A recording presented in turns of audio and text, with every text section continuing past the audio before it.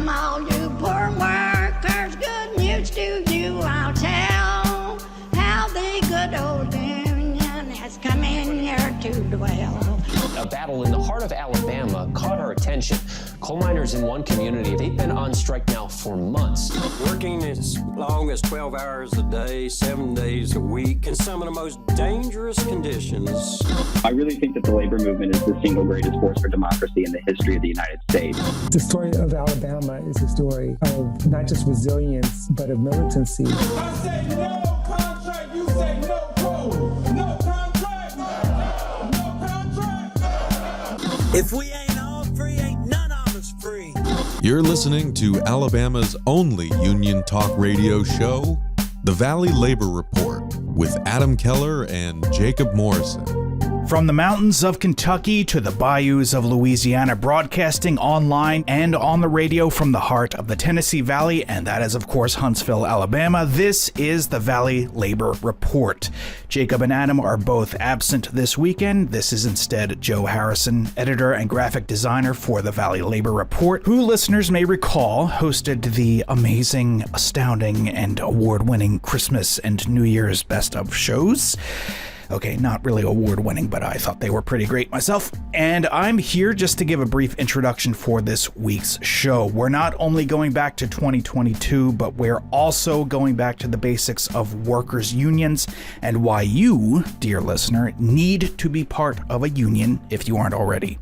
That's right, we're replaying a special Unions 101 show we did in September 2022 with a full panel of great guests, followed in overtime by a discussion with Joe Demanuelle-Hall on the topic of stewards. All of that and more on today's Valley Labor Report.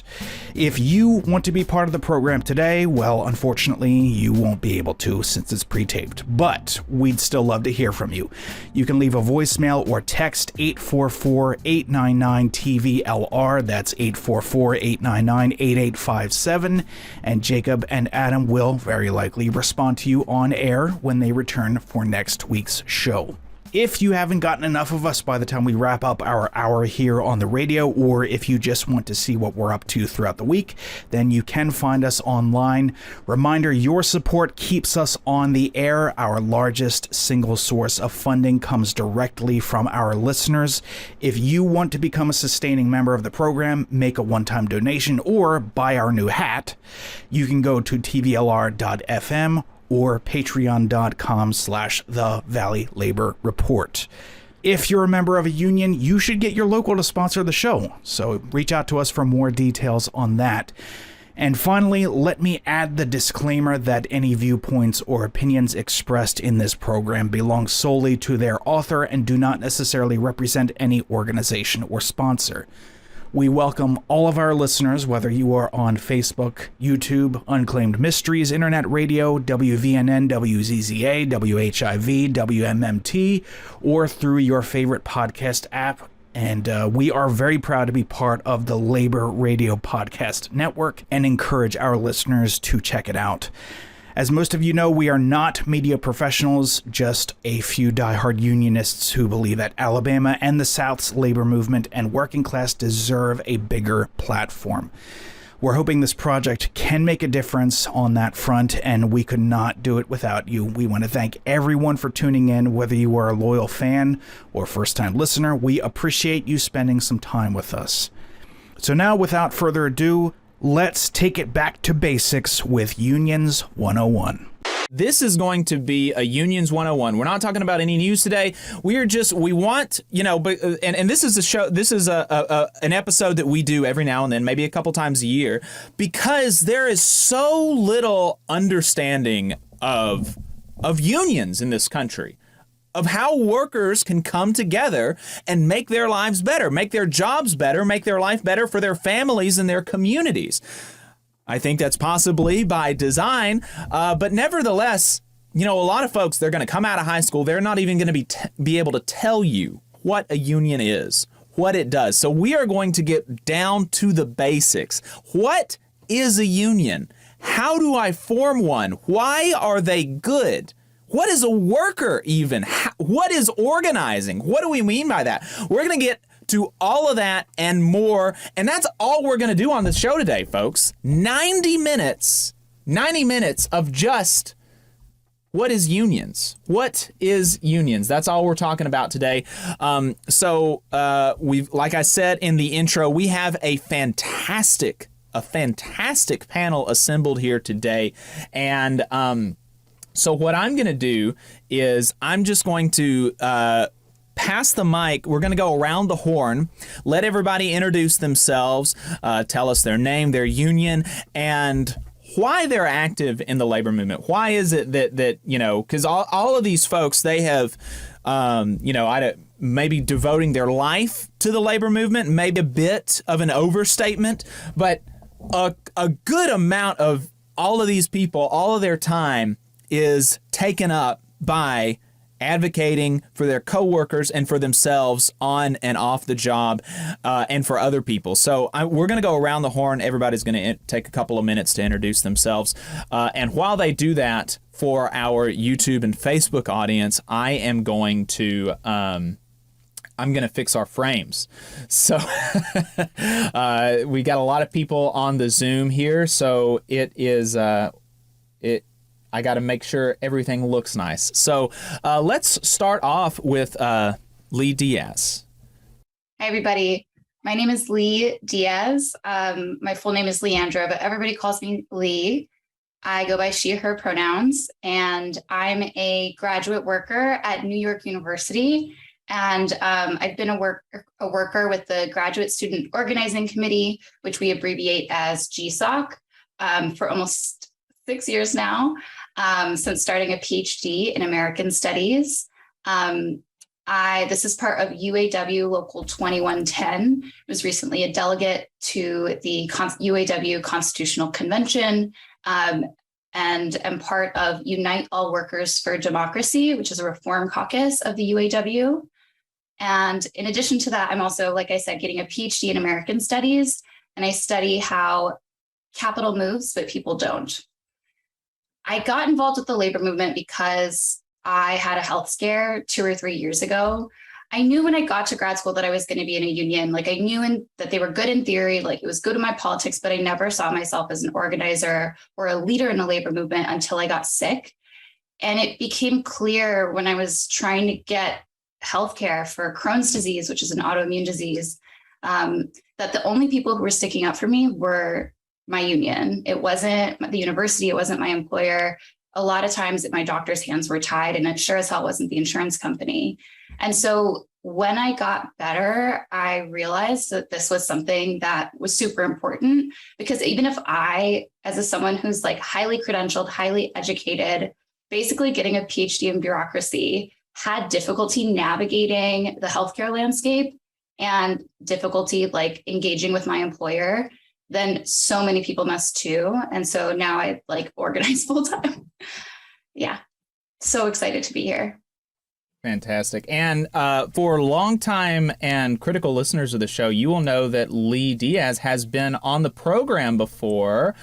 She is a return guest. We talked to her after the New York Union grad students went on strike a couple of years ago. So that was a good episode, and they were able to win, what was it, a 40% raise or something insane?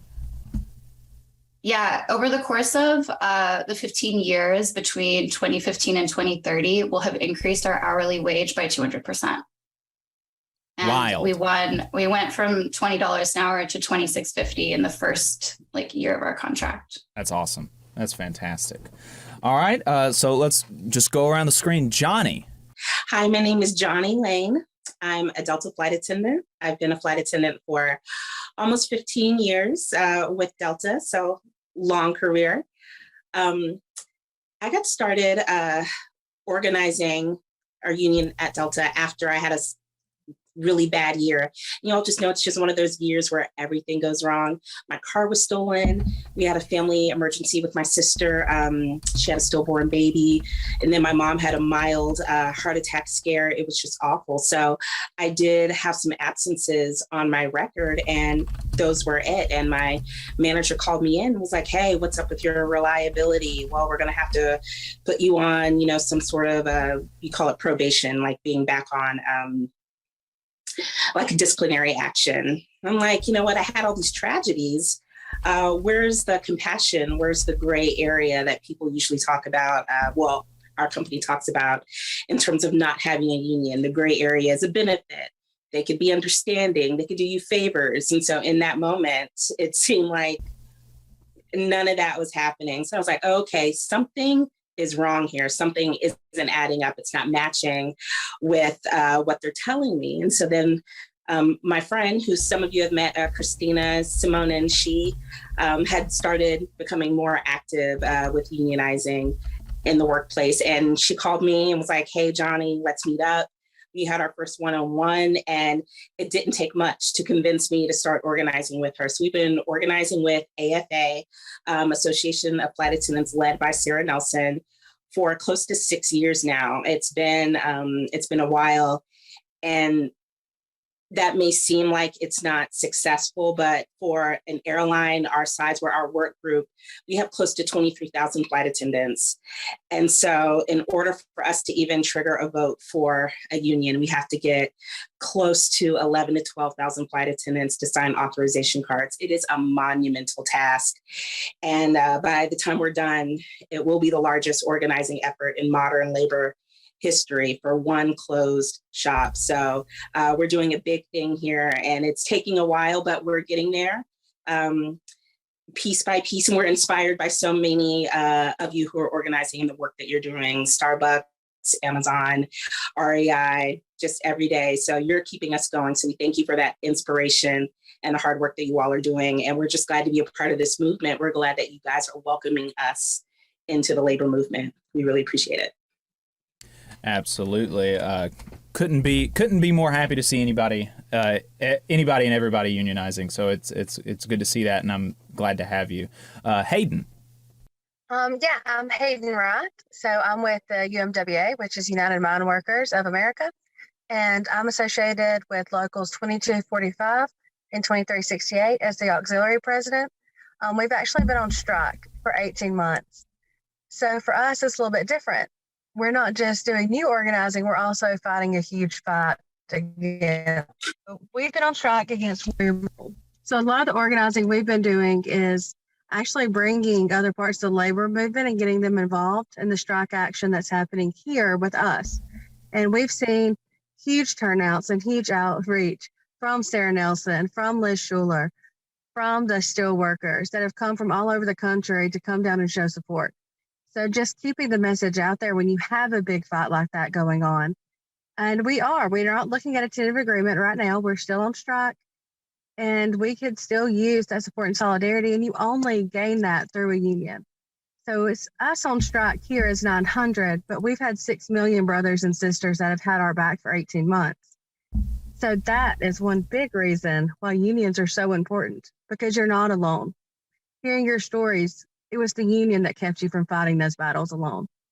That's why everyone deserves that opportunity. And I'm so excited to be here with all of you and to hear your stories. Absolutely. Graham? Hi. I can't even express how honored and excited I am to be here in the presence of such incredible organizers. I guess I'll introduce myself. I'm Graham. My pronouns are they, them. I work at REI in New York City. We recently unionized in March and are beginning our contract negotiations. So starting to get our first contract on paper. I'm part of the bargaining committee. So I'm actually sitting at the table with a group of my coworkers, hashing it out with our employer to get, fair wages, fair working conditions. And I became active in the labor movement just because I was seeing a lot of injustice and mistreatment of myself and my coworkers, especially coming back to work after the pandemic. People's safety was not being respected. Their general humanity wasn't being respected and continues to be disrespected. So yeah, I came for the workplace kind of organizing, but I'm staying for the amazing national effort that is happening right now. So yeah, it is a huge honor to be here, and thank you so much for having me. Thank you for being willing to take the time, Graham. And last but certainly not least, Michelle Eisen. Hi, everyone. Thank you so much for having me here today. I'm going to echo what Graham said. To be in the presence of such strong, amazing organizers in this current labor movement climate in our country is really phenomenal. I'm a Starbucks barista here in Buffalo, New York. I started with the company in August of 2010, so just past my 12-year anniversary. And what brought me to Starbucks to begin with is I'm a production stage manager. I've been working in the local professional theater scene since college, but that doesn't come with health benefits. So I was looking for a part-time job that was flexible, that would allow me to have health benefits. And that was where Starbucks came in. That was their deal. You know, that's who they professed to be. I'd been a longtime Starbucks customer, and I knew they had a reputation for how they treated their employees. And I knew how I was treated as a customer. So this seemed like a perfect fit. And I think the early part of my time with the company, they did live up to those professed values that they have. You know, they say they're a progressive company and they care about their employees and the community and the environment. But then things started to slip. And it was a really clear shift in the company sort of policy when it came to what we're calling profits over partners. Starbucks calls their employees partners, it was coined because we're all given stock in the company. But it's since been used as a really manipulative term to make us think that those of us on the floors of these cafes, the hourly workers, are somehow have an equal stake or an equal say in the company as, you know, upper management and corporate, which is just simply not the case. And I got involved in the organizing campaign here in Buffalo right at the beginning where it started, not because I knew what I was doing or I knew necessarily what was going to come of it. But because I had already made the decision in spring of 2021 to leave the company. You know, we had worked through the bulk of the pandemic. We were not taken care of. A lot of what Graham is saying, I'm echoing. This is a billion-dollar, multi-billion-dollar, multinational corporation, and they were simply not taking care of us at a time when they, A, should have been, and B, absolutely could have been. On top of that, you had a company like Starbucks on all of these financial shows with the CEO boasting record-breaking profits in the middle of the pandemic. Not just regular profits, record-breaking profits. And we've got full-time workers in these shops that can't pay their rent or get groceries based on what this company is paying us. And on top of that, we're in the middle of a global pandemic where we're putting our lives and our families' lives at risk every single day. So I was going to be done. I was feeling incredibly undervalued. And then a couple months after I'd made the decision to sort of start leaving, the process of leaving the company, a coworker asked me what I thought about the potential of Starbucks unionizing, to which I said I had never thought about that. I didn't know a ton about it. My father and my grandfather were in unions growing up, and I knew that our health benefits were really great because of it. And I knew that it was generally a good thing, but I didn't know a lot about service industry unions. It's just not something you hear all that much about. It's a very notoriously difficult industry to unionize to begin with. I certainly didn't know much about coffee shop unions. There had been a local coffee shop here in Buffalo called Spot Coffee that had managed to unionize in the summer of 2019. And that kind of put the bug in everybody's ear that maybe, but then there was a pandemic. So those conversations came to a close. But all of a sudden here it was, and it sounded like the best option, you know, not having to leave a company I'd invested over a decade of my life in and working from the inside out with my coworkers to ensure we have a bigger voice on the job and to improve our working conditions. And so I said yes. very naively and not at all knowing what that was going to entail. And very idealistically assuming that the company would give us a little bit of pushback, but that ultimately they would be the company that they say they are and acknowledge that this is the right move and lead the industry like they do. And instead, a year later, we're still fighting for our lives. Now, my store was the first to unionize. We were successful and able to do that. And it has started a national movement for this campaign. As of yesterday, I think we have 235 unionized locations across the US, which encompasses just under, I believe, 6,000 baristas. But there are 400,000 approximately baristas, Starbucks baristas in the United States. So, we still are working really, really hard, but we're getting stronger every single day. And we are able to do this alongside all of these wonderful folks also organizing their workplaces and Amazon. And it's just a really fantastic, amazing climate to be a part of, because what Hayden said is it's the support of fellow unions. I mean, we were never doing this alone. This one little store in Buffalo that was able to do this back in December of 2021 did not get there alone. It would have been impossible for us to do that alone. So I never want to lose sight of that and continue to acknowledge it, because it's what's going to allow all of us here to keep fighting this fight. Yeah, you mentioned that you've been working there over a decade, and that is a long time for, a service job, right? That's not common. And John Rocky in the chat mentioned that. And also wanted to shout out, we've got David Story in the chat. Appreciate that. He's co-founder of the show, and always love to see him continuing to engage. And so before we go to our first break, let's... before we even get into unions, what is a union? What does a union do? What is a worker? One of the things that I tried to do when I was thinking about the panel is I did try to get several different types of what we would call workers, right? And so we've got people, Hayden isn't, she hasn't actually been, she's not actually a coal miner, right? But she's very much, those are her people.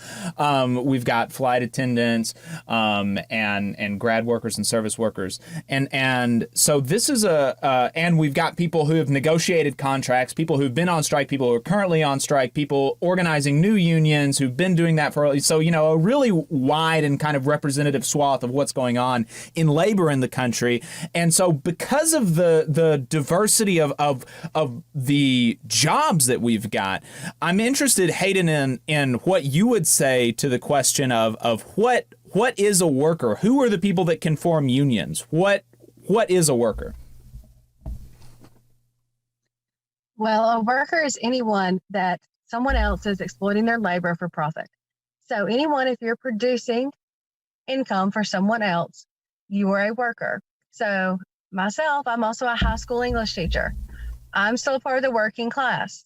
I'm producing materials. I'm producing students to go out into the world and either be college or career ready.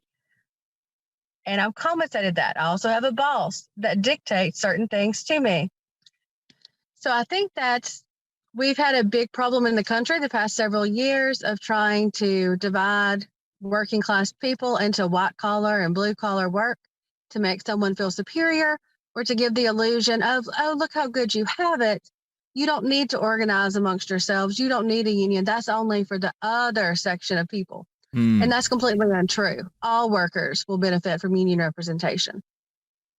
That's why I asked you, because one of the things that people always say to people like Michelle or Graham or Lee is, oh, coal miners, they need unions, right? But grad students, baristas, retail workers, no, they don't need unions. They're not actually even workers, some people will say. And so officially, I think we've got a coal miner's wife coming on and saying that's nonsense. So we're never going to hear that again, is my expectation. Yeah, I wanted to jump on, if it's possible, Jake, I wanted to jump in on this too, because I think there's this impression of the working class that is like distinctly a like 20th century idea of what the working class is, when a 21st century, a 2022 working class is made up of women and queer people and non-binary people. It's overwhelmingly made up of people of color. It's got sectors that are vastly distinct. Even within something like the United Auto Workers, I remember 2 years ago when we went on strike, we had our classic, UAW on strike placards, and tourists, NYU butts up against Washington Square Park. And so tourists will come by and be like, the auto workers, who are they here in solidarity with? And we as graduate students, shared that there are these white collar sectors, technical, office, and professional. It's not just grad workers, but legal aid. There's a vast growing number of legal aid and attorneys in the UAW. And which is, I would never say, like, I know for the folks on the line, like, as I've learned more about the history of the auto workers and the men and women who work in the plants, I'm never going to be at risk of bodily harm in like losing a finger at my job. But at the same time, as Hayden has so concisely and precisely articulated, like, I love that definition of like people who don't have control over their time and energy and output because they need to work for wages to live. And sometimes those wages are really high, right? But I think about auto workers who are skilled technicians, underwater welders, longshoremen, and you might hear something like their salary and draw a distinction, which is ultimately arbitrary because they're not property owners and they're not people who earn wealth from the labor of other people. Like, that's what makes up the working class. Right. Yeah. Does your money, to the extent that you have it, come from your money, or does it come from your labor, the sweat of your brow, or the sweat of your brain, so to speak? Right. That's definitely the important dividing line. And there was somebody, I think maybe Zach Patton on Twitter mentioned that, I'm a longshore worker. I make like $150,000 a year, and I'm damn proud of it. And I don't make too much. You make too little, right? And look at how much the longshore bosses are making, right? And that's definitely the important dividing line there. And so let's get one more question out of the way, and then we'll go to our first break. So we've got a working definition of workers, which is important because I'm in a union environment where I'm white collar, right? I work on the computer all day. I sit in my cube and I work on the computer. And I have a lot of coworkers that they do not conceive of themselves as workers. They conceive of themselves as professionals. And all of these, maybe there are interesting conversations that we can have about the divisions in the working class and what that does to people. But the important thing is to understand that we are working class. And so with that working definition, what is a union then? And for that, I'm interested, Michelle. I'll let you take that away. So a union is a collective of workers that are able to use that as their voice when it comes up to, people like, let's say, Starbucks corporate, and use that voice to gain a collective bargaining agreement, but also to hold that company accountable. So I think the biggest thing, and this goes, right to the longshoremen, when you get those things, when you get those benefits, this also relates to Johnny's sort of gray area, right? A lot of these companies will try to say that a union is a third party. It's actually it's a barrier between the worker and the corporate representatives, or the worker and the company. But the actuality is it's the only thing that allows the workers to hold that company accountable. Starbucks is really big on claiming the amazing benefits that they already offer their workers, which I can tell you as one of their workers is not actually as good as they say it is. But let's just say that it was. There's still nothing preventing Starbucks from pulling those benefits away. The only thing preventing Starbucks from coming in and taking those benefits from us once they've been offered is a collective bargaining agreement, is a contract. So it's really hard for me, this whole third party narrative, and they used it quite a bit in their anti-union campaign here in Buffalo when they were trying to stop this from happening to begin with, is, we want to be able to have a conversation with each and every one of our partners. We don't want to have to go through a union representative. Well, first of all, that's completely unrealistic that you're ever going to have a conversation with every 400,000 of us. The better thing for us is to be able to have a union collectively made up of your workers that can have these conversations and then come to you, with maybe one rep or two reps, but representative of the 400,000 people standing behind us, and be able to say, this is what we need. This is what we need on the floors of these stores. Nobody knows what we need better to run these stores than the people actually running them. And when we sign that agreement with these benefits that you offer us, we want to make sure you can't come and take them away. I personally, in the 12 years I've been with the company, I know some of the benefits we had when I started in 2010, and I could make a nice little list of the ones that have already been just taken away from us unilaterally without any conversation. And so a union allows us to have that voice and to hold the company accountable. And there are several things that are important and that I want to pull out there. And one of those is that, you said that it's a collective of workers coming together for, a better workplace, better working conditions and stuff like this. And that is a definition that's not dependent on the government. That's a definition that's not dependent on the boss recognizing that you're a union. If you come together, you say you're a union, then by golly, you're a union, right? And it doesn't matter what anybody else says. And that's an important thing to understand. And we should, I think we should, and I think most of us, we're all in unions that more or less agree with this. We should make use of the state power through the National Labor Relations Board and the National Labor Relations Act where we can and where it makes sense. But if all of that falls away tomorrow, and that's not the case, and we're in a landscape without legal protection for unions. Workers had those before those legal protections. Workers had unions when it was expressly illegal, right? And so it's important to understand that, whether or not you have a union election, if you're coming together with people on your job and advocating for yourselves, then that's the working definition of a union. That's the thing that's important there. Graham, did you have anything that you wanted to add to that? Yes, I did. You kind of touched on it, but in our organizing at REI, a lot of people, hadn't either been in a union or didn't know what a union was. We have a lot of people who are either in college or recently graduated, or have been in those more like quote unquote professional white collar jobs, who are sort of in a second career, or this is their like fun retail job, who didn't really know what a union was.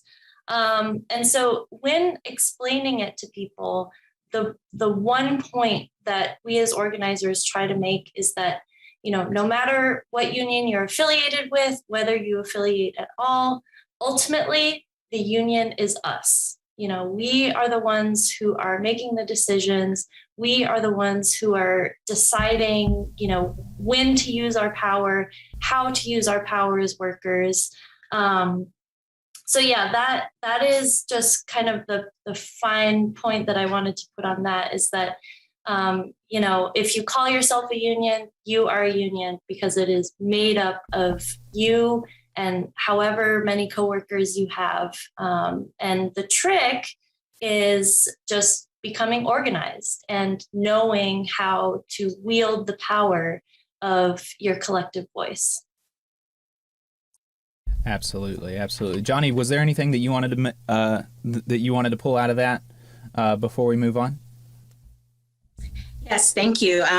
Everyone said it so perfectly, that you are the union. Once you start talking to your coworkers and you all decide that, hey, we need to come together to make changes in the workplace, that is the day that your union has started. And it doesn't need to be a large number. It could be two of you. As soon as you say, hey, let's do something about this, your union has been formed. And that's it. And so with everyone has talked about third partying the union. that is, well, I'm sure we'll get to this later, a big union busting tactic. Knowing that you are a union as soon as you start talking about making change, that deads that right there. So yeah, just to echo what everyone said, you are the union as soon as you start talking about it. Absolutely. Absolutely. So, I think we've got a good working definition of what workers are, what unions are. We're going to go to a break really quick. And on the other side, we're going to be talking about, we've talked about some of this already, but why are unions good? Why would workers want to organize unions? What are some of the benefits that people can expect to get from unionization? But first, we are going to go to a break. If you want to get your questions in, if you have a question that you want to make sure the panel addresses, you can send us a text message, 844-899-TVLR. That is 844-899-8857. We will be right back.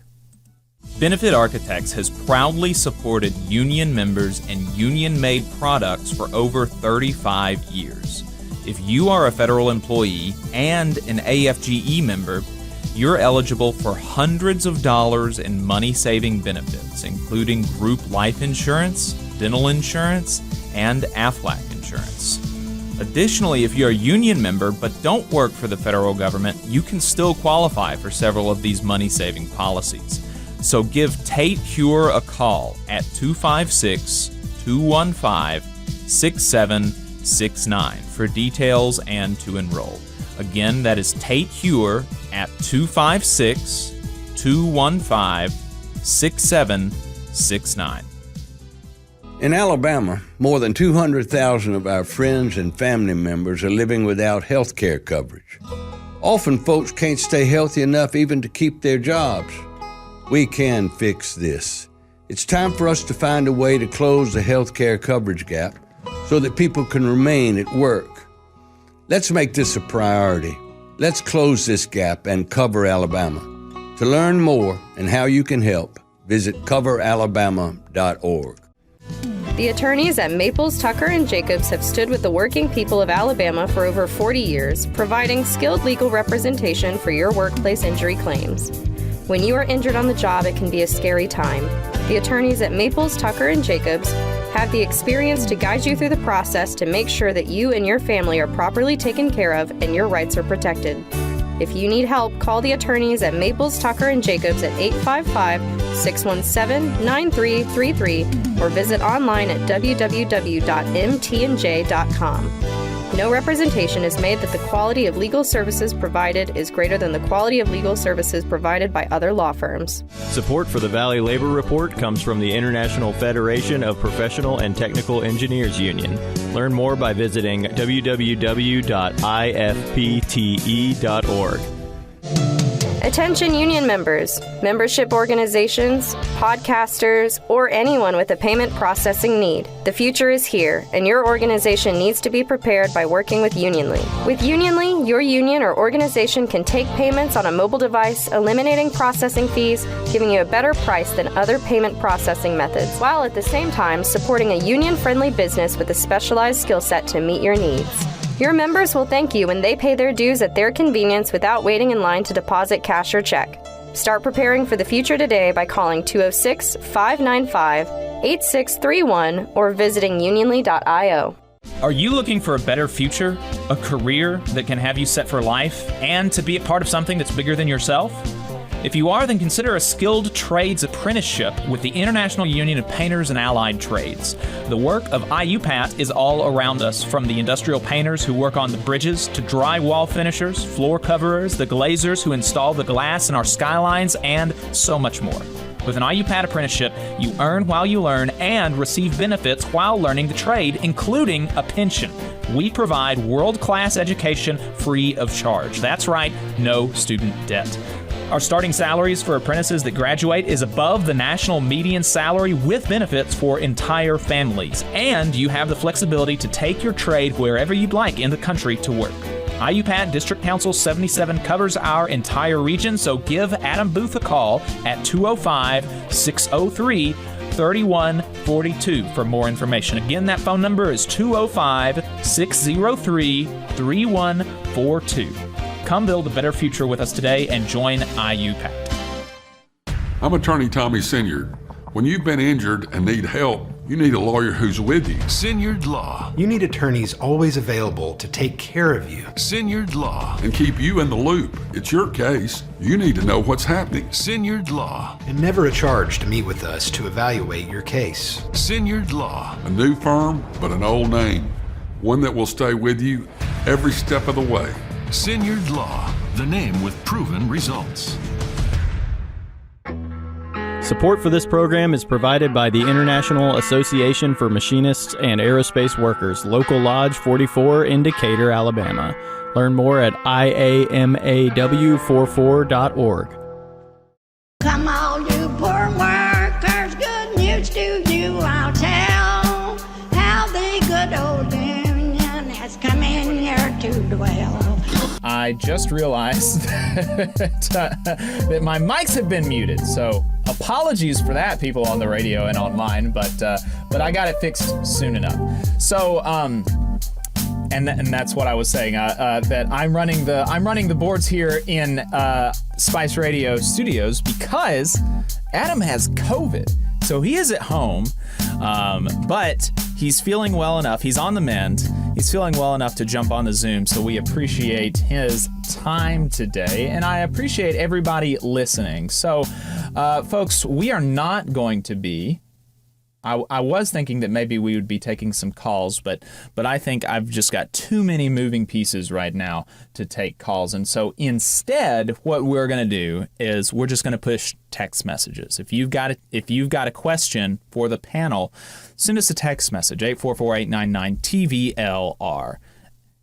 844-899-TVLR. And like I said, folks, if you've got a question about unions, this is the panel that's going to be able to answer it. We've got a flight attendant, we've got a teacher, a coal miner's wife, retail worker, barista, a grad student worker. So, folks, we've got a huge swath of the working class represented here today. And we appreciate everybody's time. We have answered the questions already. What is a worker and what is a union? If you've missed part of the show and you want to go back and get the answers to those questions, then you can find us on YouTube and Facebook and watch the stream there. Of course, like always, we will be clipping the show and you'll be able to find everything there. So yeah, make sure that you do that, and we will go back to our panel now. I'm going to get our frames back in place, but it's mostly looking fine. And we will go to the next question, which is, why are unions good? Why are unions good? We know what a worker is. We know what a union is. We've talked a little bit about it, but why are they good? And I'm going to kick it back to Lee to answer this question because I think that she'll have a good answer for us in general, but also she has a really good personal story that we've talked about on the show already. But yeah, so Lee, why are unions good? Why should one do a union? I've been asked a lot by my family. So I'm based in New York City right now, but I grew up in rural South Texas. And a lot of my family, just by virtue of like the culture and historic attitudes towards unions, have been pretty anti-union. And when I went off to college and learned more, it was a decision that I made. But this is a conversation I have at home all the time with my aunts, uncles, cousins, of like, let me break it down of like what this union does for me. So the reason I think unions are a good thing, there's like the theory-ish stuff of like the thing I believe in my like soul and my values. And then there's like the practical stuff that happens. The thing I believe in my soul and my values and is like, could be called like theory, is that like, I really believe that unions as an institution are this other thing besides like government, besides the institution of the family, besides the institution of education, that does good things and is able to take collective action around something that everybody has to do every day, which is work in order to live. And so what unions do is like bring together people and influence the way that society and politics happens, like who gets what, when, where, and how, and under what conditions. Like that's what a union does. And like, that is why I think that like in theory, they're a good thing.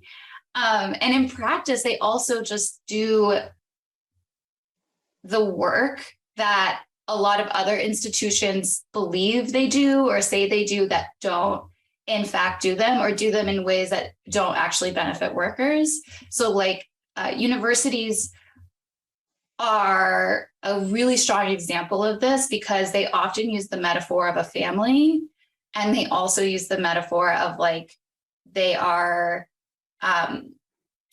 just like places where you get an education. When one of the largest landowners in the borough of Manhattan is Columbia University and New York University.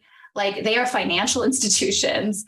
In addition, we have this running joke that New York University is a real estate company that also gives degrees. And it's like kind of a reality, because they've eaten up so much property and played a significant part in gentrification of New York City. And so what a union does is kind of bring that to the fore and say, you're not our family, you're not like this beneficial force that, you know, actually you are a disciplinarian. Actually, what you do is withdraw benefits as retaliation. And that is what a union does, is pushes up against that and uses the power of the collective to fight back against it. Like, in a really practical way, like one of the things that so visualizes what a union does and why it's good is this like kind of cartoon, and it's like kind of childish, but we've all seen the cartoon of like one big fish and then like a gazillion little fish, and the little fish around it can be eaten up by the big fish, but when they make the big fish together are bigger than the big fish. Like, I believe that cartoon in my soul. And it encapsulates like these like bigger ideas and practices that I've been talking about in a really concise way of like, together we're so much more. Absolutely. Absolutely. If there's I don't know of a political cartoon that is more true in more ways than the Big Fish cartoon.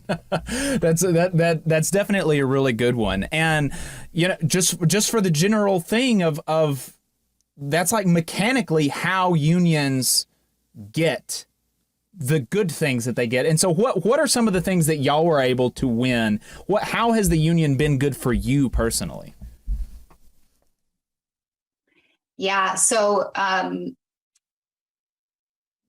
the three biggest things that I think come up for me are wages, healthcare, and what would be called like social issues, or like what we call in UAWD bargaining for the common good, which is not just bargaining for yourself, but bargaining for everybody. And so in terms of wages, when the Graduate Student Organizing Committee started in 2015, their hourly wage was $15 an hour. And at the time, that was higher than the average minimum wage in New York City. But we at GSOC were the first private union to organize at words are hard. First union to organize at a private university after a set of NLRB decisions. What that meant is that we knew that our wages set the floor. And so every contract after us, we are constantly pushing it up, because, you know, NYU will like to say like, oh, it's just us here, like this is just our contract. But we know that Harvard is going to say, well, at NYU, they make this. Or Uptown at Columbia, they'll say at NYU, they make this. And so that's a really important bargaining chip. And so we've gone from $15 an hour in 2015 to $30 an hour by 2026. That's huge. In terms of healthcare, most of our unit is actually master's students. So they're paying like $60,000 a year to get a degree. And then they're required to have health insurance on top of that. A lot of people don't know that graduate students are not children. You know, they're full-grown adults. Often they don't qualify for their parents' health insurance. And so when you're in our unit, you get a 95% reimbursement on the healthcare premium, which is around $3,500. Lastly, for bargaining for the common good, we made NYU be a sanctuary campus and agree that cops on campus pose a health and safety risk to everyone on campus, especially workers. And this was huge for us. It's saying that, you know, ICE can't come on campus, cops can't come on campus. Like, you're a private institution, you can make that decision and you have not. well, we're not going to work for you until you do too. And that was a huge win in our last contract and something that I believe really deeply in. Yeah, that's great news. Being able to protect your members and students on campus. It's very important. Johnny, did you want to add anything to that? What would you say? What would you say if somebody asked you why are unions good? Unions are good for the reasons that Lee stated, and as well, we've been talking about this for a while now.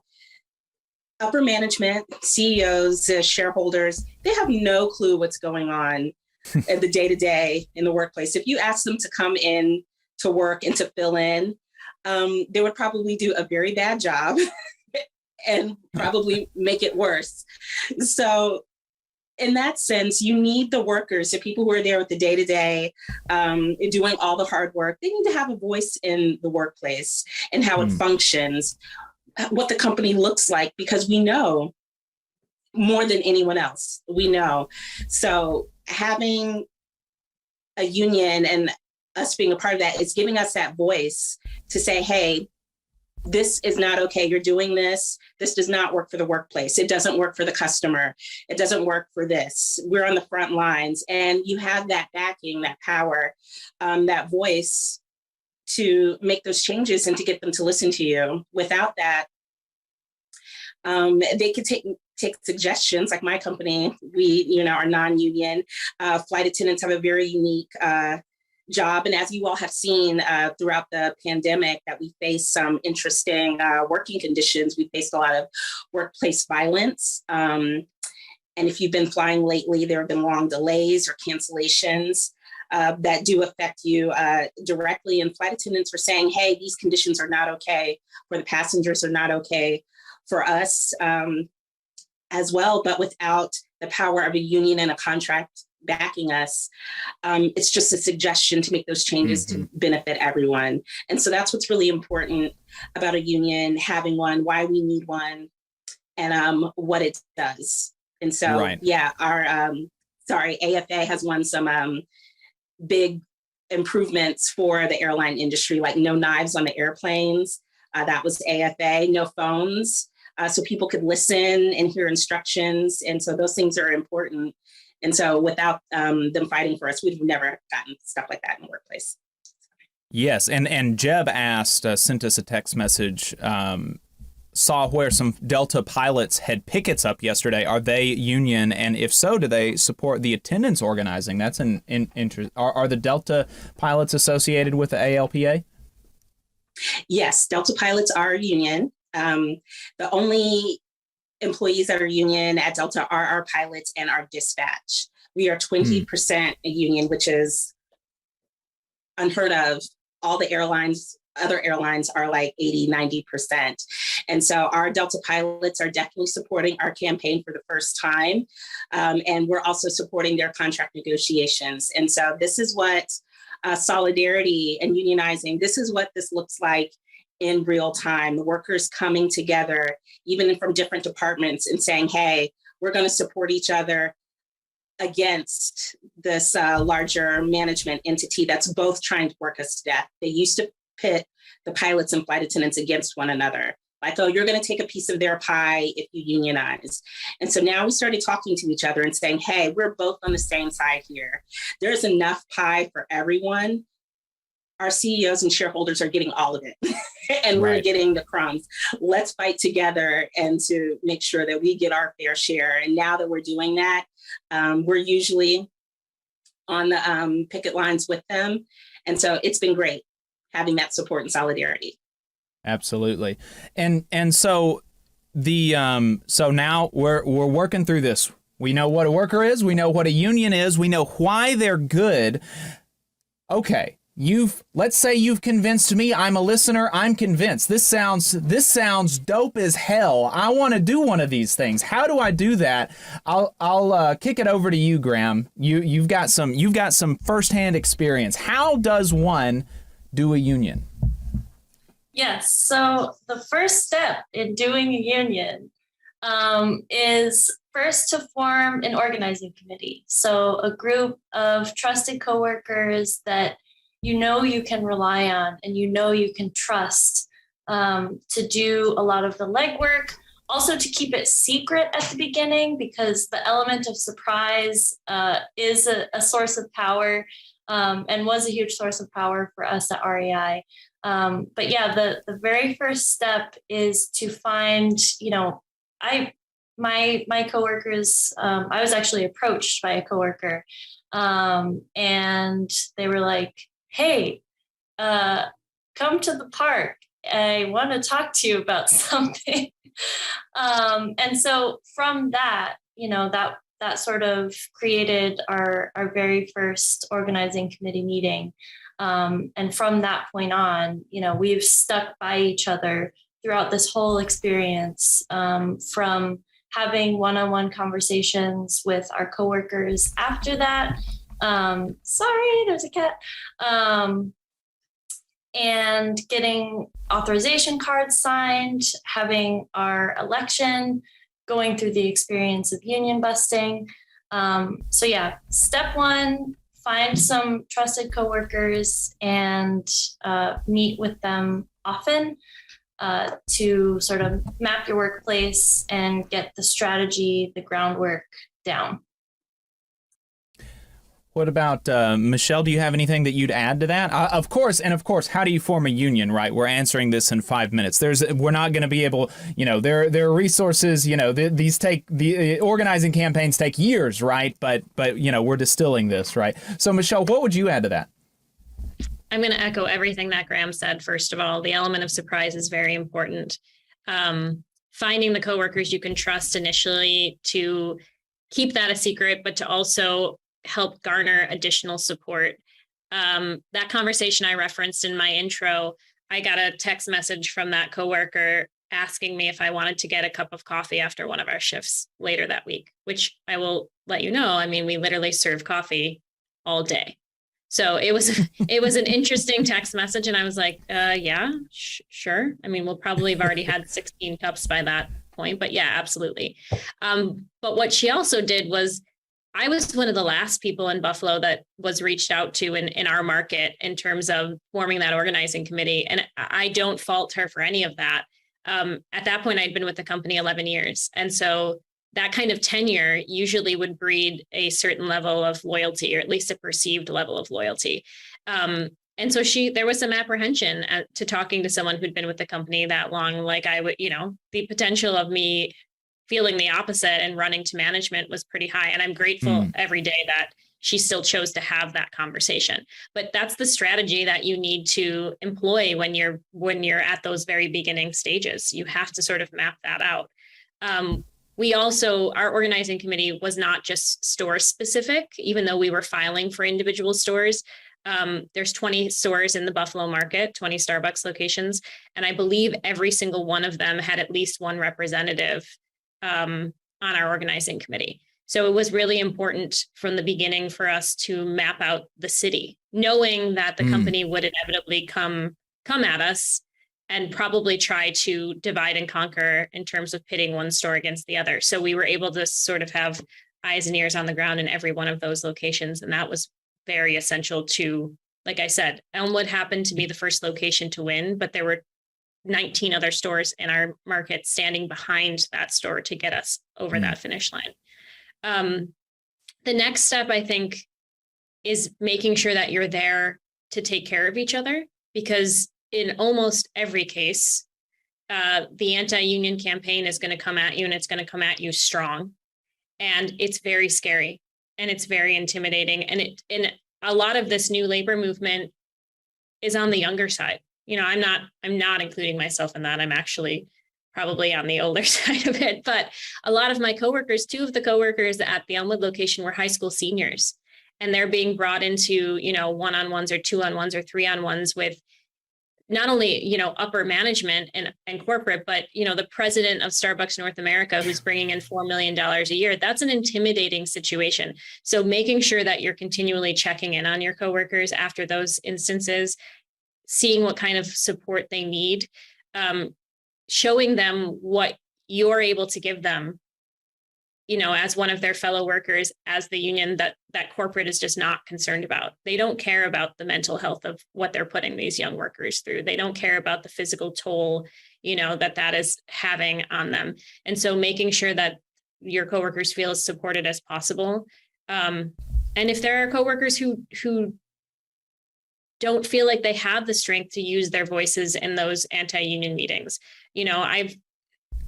I think back to some of those instances and watching coworkers be brought to tears because of just the stress of being put in that situation to begin with. Having the voice to speak, to stand up for them and say, this is wrong. What you're doing to this person is wrong. It shouldn't be happening.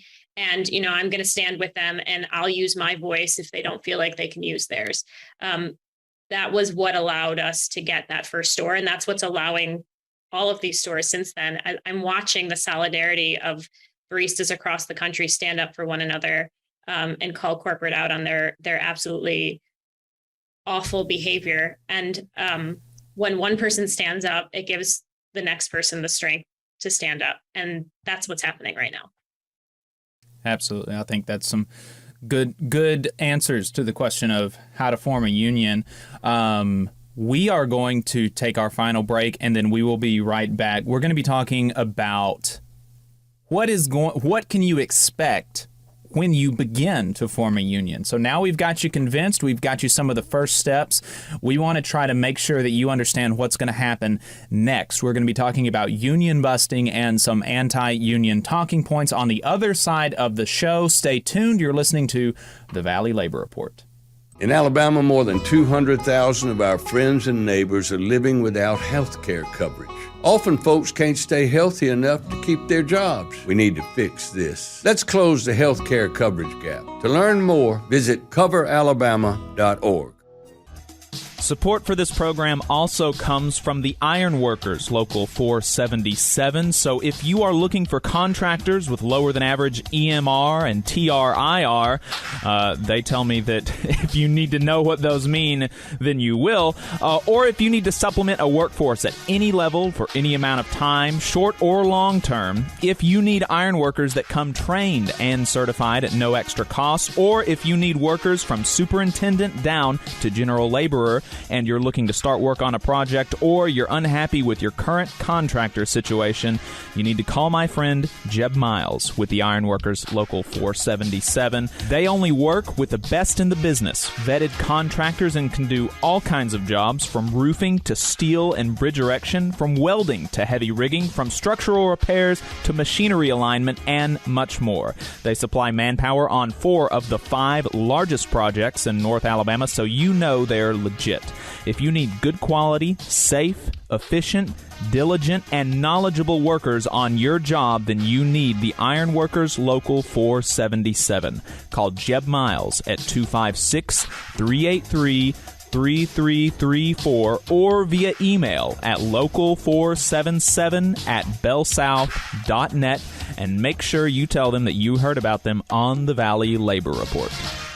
We're the nurses, firefighters, and claims representatives that help keep our government services running. We respond to natural disasters. We care for our nation's veterans, and we investigate discrimination in the workplace. We are federal and D.C. government workers, and we are proud to serve the American people. Working in more than 70 agencies across the government, we know we can fulfill our mission because our union has our back. Learn more at afge.org. Paid for by the American Federation of Government Employees, AFL-CIO.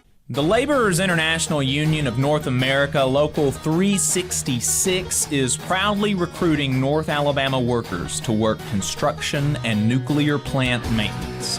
If you're interested, please contact Donna at their training center to start the process. That phone number is 256-415-7452. Again, that phone number is 256-415-7452. No experience is needed. Free training is offered, but you must be able to pass a background check and a drug test. Local hiring that grows our community with good-paying jobs that have benefits is their mission. Live better, work union, Local 366, feel the power. Support for this program also comes from the Mid-South Council of Retail, Wholesale, and Department Store Union. Learn more at rwdsu.info. I'm attorney Tommy Sinyard. When you've been injured and need help, you need a lawyer who's with you. Sinyard Law. You need attorneys always available to take care of you. Sinyard Law. And keep you in the loop. It's your case. You need to know what's happening. Sinyard Law. And never a charge to meet with us to evaluate your case. Sinyard Law. A new firm, but an old name. One that will stay with you every step of the way. Sinyard Law. The name with proven results. Come on, you poor workers, good news to you I'll tell, how the good old union has come in here to dwell. Alabama's only union talk radio show. This is the Valley Labor Report. My name is Jacob Morrison. My co-host is Adam Keller. We are broadcasting live online and on the radio from the heart of the Tennessee Valley, the Spice Radio studio. Folks, we have got a great panel with us today. That panel is, we're talking just about Unions 101, folks. Just the super, super, super basic stuff. What is a union? What is a worker? How do I form one? And now we are going to be talking about what you can expect when you begin a union campaign. What are some of the anti-union talking points? What is the boss going to do to you? We're going to be talking about that with Johnny Lane, a Delta flight attendant organizing with the AFA, Graham Gale, a retail worker for REI in New York, Lee Diaz, a graduate student worker at New York University, Michelle Eisen, a barista at Starbucks, and Hayden Wright, an English teacher and coal miner's wife, president of the Women's Auxiliary of the UMWA. I really appreciate everybody taking the time this morning to talk to us, to be on the radio. It's good stuff. It's good stuff. I think that it's been a really good show so far. And let me unmute myself, and we will go right into some of the. Well, first let's explain for people what is union busting, and I'll go to Johnny Lane to kick us off with that. Yes, because I feel like my company has perfected union busting in the 30 plus years they've been trying to keep out a union at Delta. Union busting is exactly what it sounds like. It's the company trying to come in and dissuade workers from forming a union, and that's by any means necessary. Some of us have discussed captive audience meetings where their management comes in. You could be there with food, drinks, whatever your other coworkers, and someone just starts talking about why it's bad to have a union, why it's scary. Some of the language that you may hear is no more open door policy. You won't be able to speak with management directly anymore. We're a family. Why would you want a third party to come in and disrupt the family atmosphere? One of my favorites that my company uses is preserving our culture, which is, being from the South, those types of terms are rooted in white supremacy. So when you hear things like that, it can get kind of scary, and your radar should go up. But those are just a few things that you may see at the beginning for them to kind of put in your mind that, oh, maybe having a union is bad. Food is often something that they'll use, like, oh, we're a family, we're providing you with pizza or ice cream. So it could seem like it's very harmless, but a lot of these tactics are very insidious, and that's just some of the beginning of union busting that you may see when you start your campaign. Delta is known for some of their very public ads that have gotten around in recent years. One of the more famous ones is instead of paying $50 for dues, you could buy a $700 PlayStation. The dues that you would spend in a year would go to buying a PlayStation or Braves tickets. And so it was just incredibly insulting that they would think that even like $50 that people are saving up for things like that they could spend that instead. Somehow that would have a PlayStation or a Braves tickets would have more value than collective bargaining power in the workplace. But unfortunately, some people do fall for it. Yeah, one of the things that they said is that, you know, dues might be $500 a year or something, and that you could buy a PlayStation with that instead.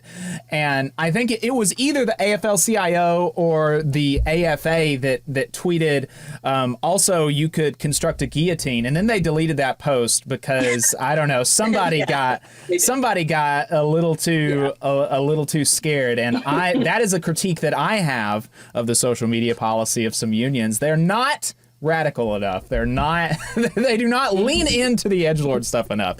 I think more guillotine imagery. That's my take. But you know, we've mentioned this earlier in the show, the captive audience meetings, and Michelle, you touched on that. And it's really intimidating. What are some of the things that they'll tell you in these captive audience meetings that you're forced to go to, or you could potentially lose your job? So the first thing I'm going to say is that the company will never refer to them as a captive audience meeting. They like to call them things like listening sessions, which is what Starbucks corporate like to call them. They'll also like to tell you that they're not mandatory. However, you're paid to attend. And so if you're an hourly worker working paycheck to paycheck, and the option is go to this 1 hour meeting, because the stores, in most cases, the stores are shut down for these meetings. And so you're told, hey, your shift for that day is canceled. We're shutting the store down because we're having these listening sessions. So you can come to this 1 hour listening session and be paid for your entire shift that you were scheduled for. But if you don't come to this 1 hour listening session, then you're not paid for that shift. So you can say they're not mandatory, but the reality of the situation is you're dealing with hourly workers who need this income. And so their only option is to attend that listening session or that captive audience meeting. Then they start off very innocuous. The company narrative here in Buffalo was that this was coincidental, that all of these management and corporate were in Buffalo at just mere days after the filing of the first few union petitions. They had heard that there were problems in our market, and they were here to address them and to fix them. And they didn't know why things were so bad here, but none of the problems happening at the Starbucks stores in Buffalo were happening anywhere else in the country. So something had just happened, something had gone wrong here in Buffalo, and they were here to address that and to fix it, because this wasn't the true Starbucks experience. We weren't getting the true Starbucks experience, and they wanted to fix that for us. So that's how those meetings start out. And they'll get through, 50 minutes of talking at you. And then the last 10 they'll reserve for, well, we also wanted to address this union campaign. And they'll slowly work that into the conversation about how they don't feel like it's necessary. It will destroy the partner-to-partner relationship that we've, spent 50 years cultivating in the company. And they're going to fix all of the issues, which, by the way, the NLRA, the National Labor Relations Act, says they can't do. When a union campaign starts, one of the things that has to be maintained is what is called laboratory conditions, which means they can't come into a shop that's trying to organize, and they can't make things better, and they can't make things worse. So coming in at the start of a union campaign and saying we're going to fix all of the problems is actually not legal. But they frame that as a way, but we're here to take care of everything so that we can just let this pesky union campaign go. You don't have to worry about it.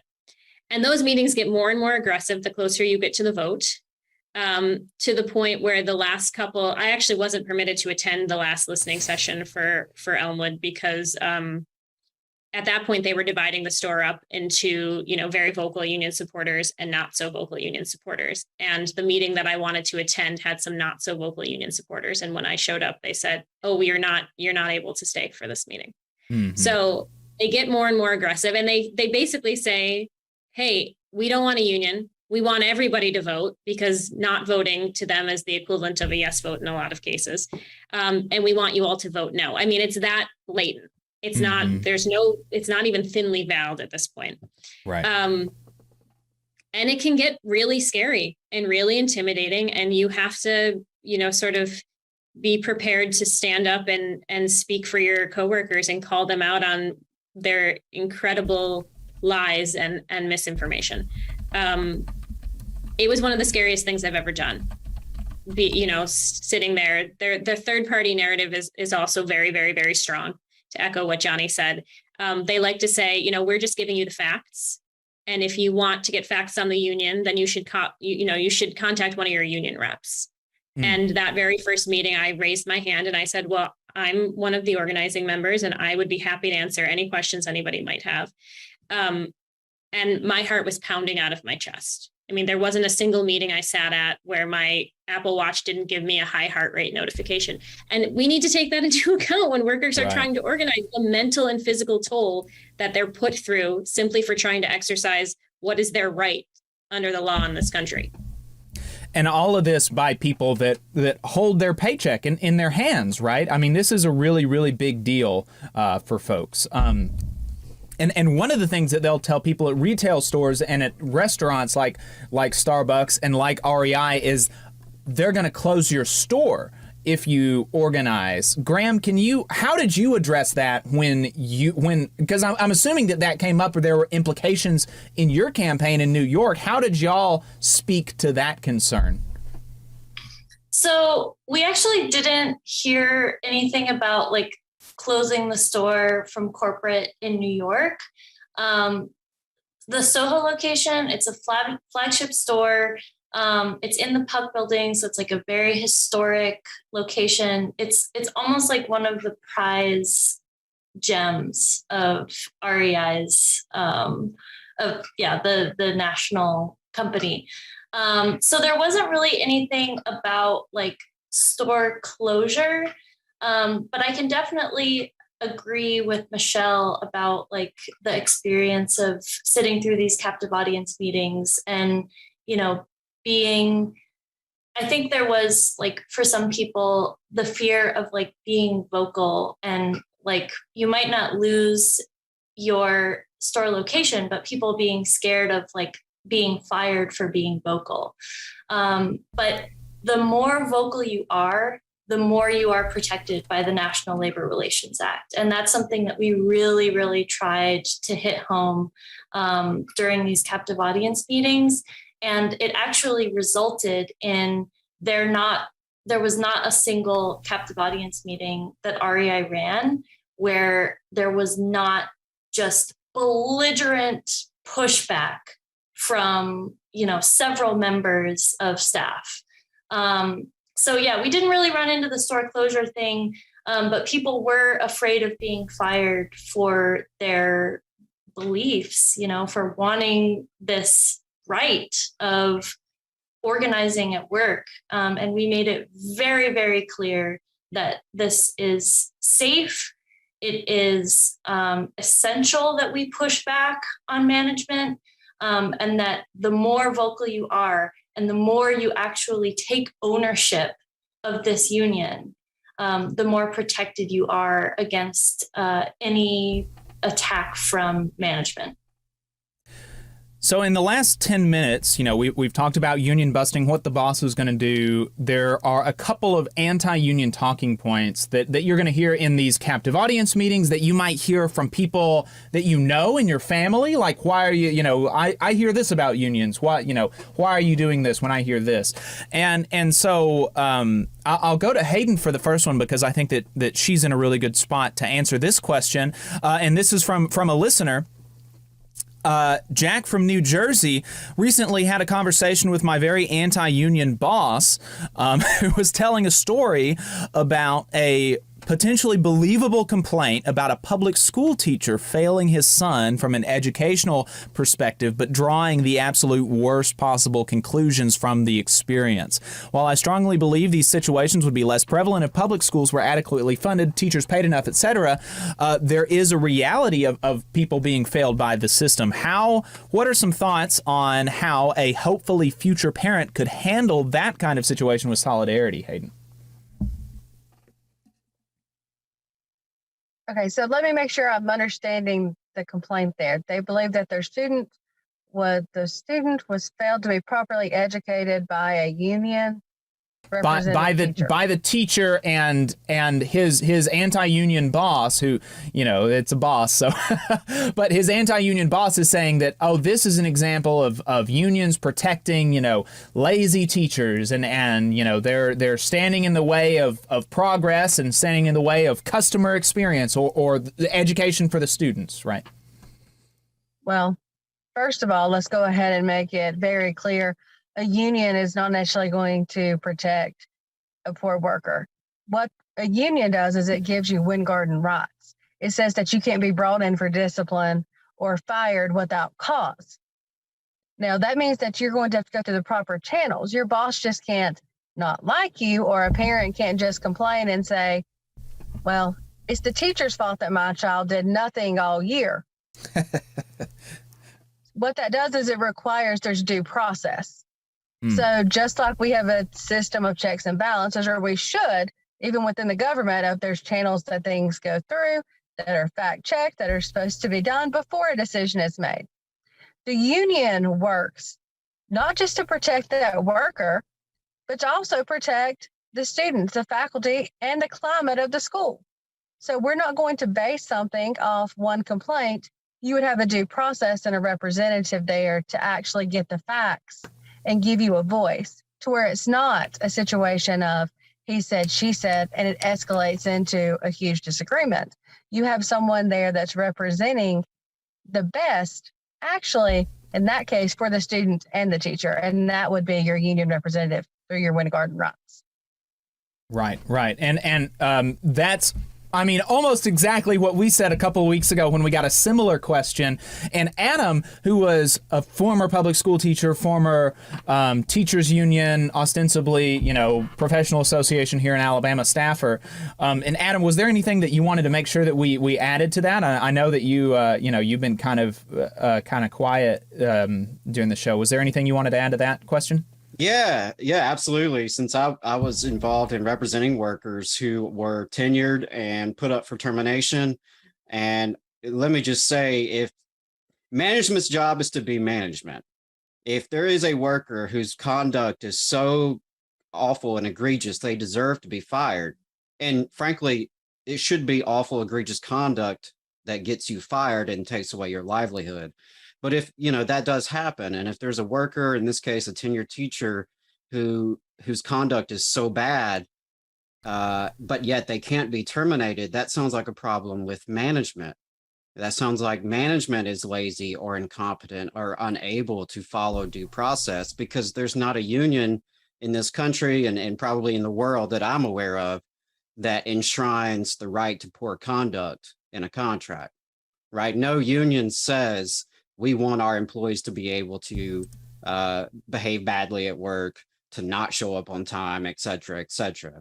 But it's management's job to be management and to follow due process, to discipline workers according to policy and contract.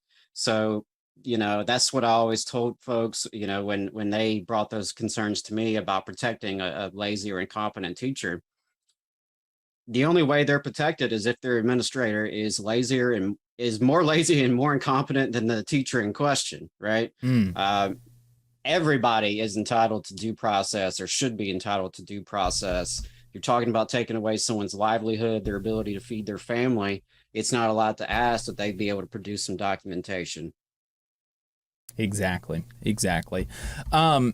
This is a question that you're going to get that people, especially in service work like Starbucks, they get this question all the time, which is, if you hate your job, why don't you just leave it? Why don't you just get another job, Michelle? Why don't you just get another job? I think the first part of wrong information in there is that we hate our jobs, because we don't. Part of what Starbucks was really good at is creating this community and creating these environments in these stores that allow you to have these connections with your customers, with the community around you, and with your fellow coworkers within your store. They actually, they cultivate that. They encourage you to create those. We actually have a term in the company called a customer connection, so we don't hate our jobs. before this organizing effort, I'd been with the company 11 years. If I'd hated the job, I wouldn't have been with the company for 11 years. We love our shops and we love our customers and we love the people we work with. And when you love something, you work to make it better. You don't seek to leave it or tear it down. We're simply asking for the opportunity to have a voice in those shops, to be able to, have a direct line to the people making the decisions, essentially, and allow us to have the opportunity to help with those decisions. Right now, we're at the mercy of whoever's sitting up in some tower in Seattle and passing these, procedures and protocols down to us and saying, well, now we need you to do this.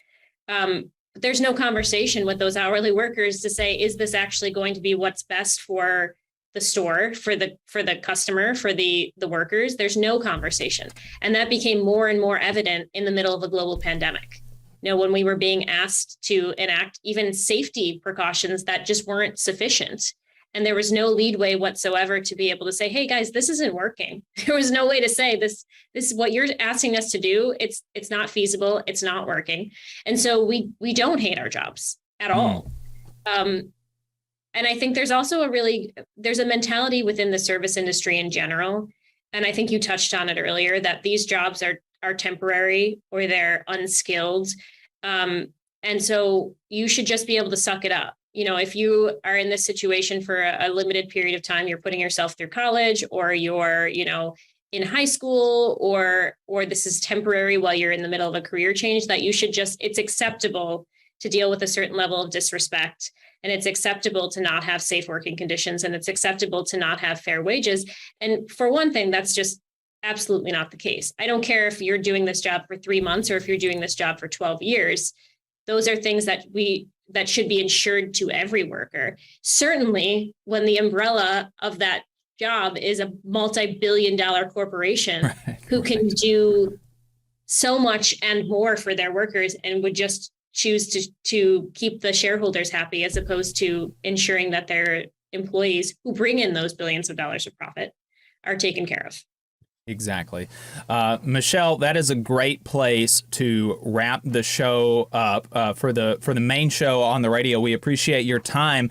At least Adam and I want to, everybody here on the panel has been very generous with their time, so I want to make sure that I let them go. But at least Adam and I are going to be answering a couple more questions for Unions 101 type stuff. And then we're going to be talking to Joe Demanuelle-Hall about how to be an effective steward. We're going to dive a little bit deeper into how to be an effective union activist, a union steward, and stuff like this with Joe Demanuelle-Hall in overtime from Labor Notes. But before we do that, after we get off the radio, we're going to answer a couple more Unions 101 questions. Folks from the panel are more than welcome to stay on, but everybody's incredibly busy. We've already taken an hour and a half of your time, so we appreciate Michelle Eisen from Starbucks Workers United, Lee Diaz from the New York University Graduate Student Organizing Committee, Graham Gale from REI SOHO Union, Hayden Wright, president of the Women's Auxiliary of the Mine Workers, and Johnny Lane from the Delta AFA.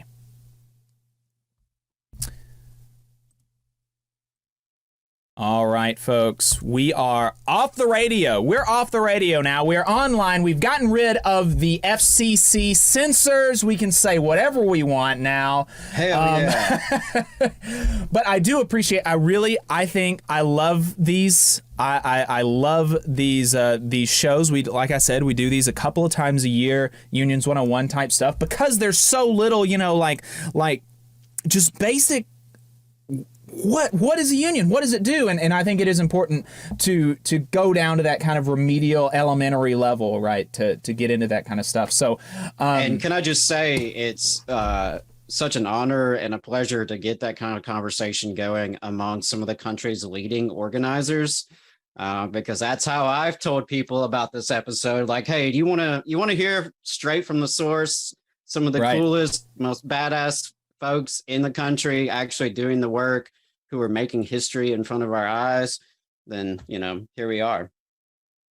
Yeah, absolutely. So yeah, folks, if y'all got to go, you're free to go ahead and go now. And we're going to continue a little bit with Unions 101 stuff before we bring on Joe.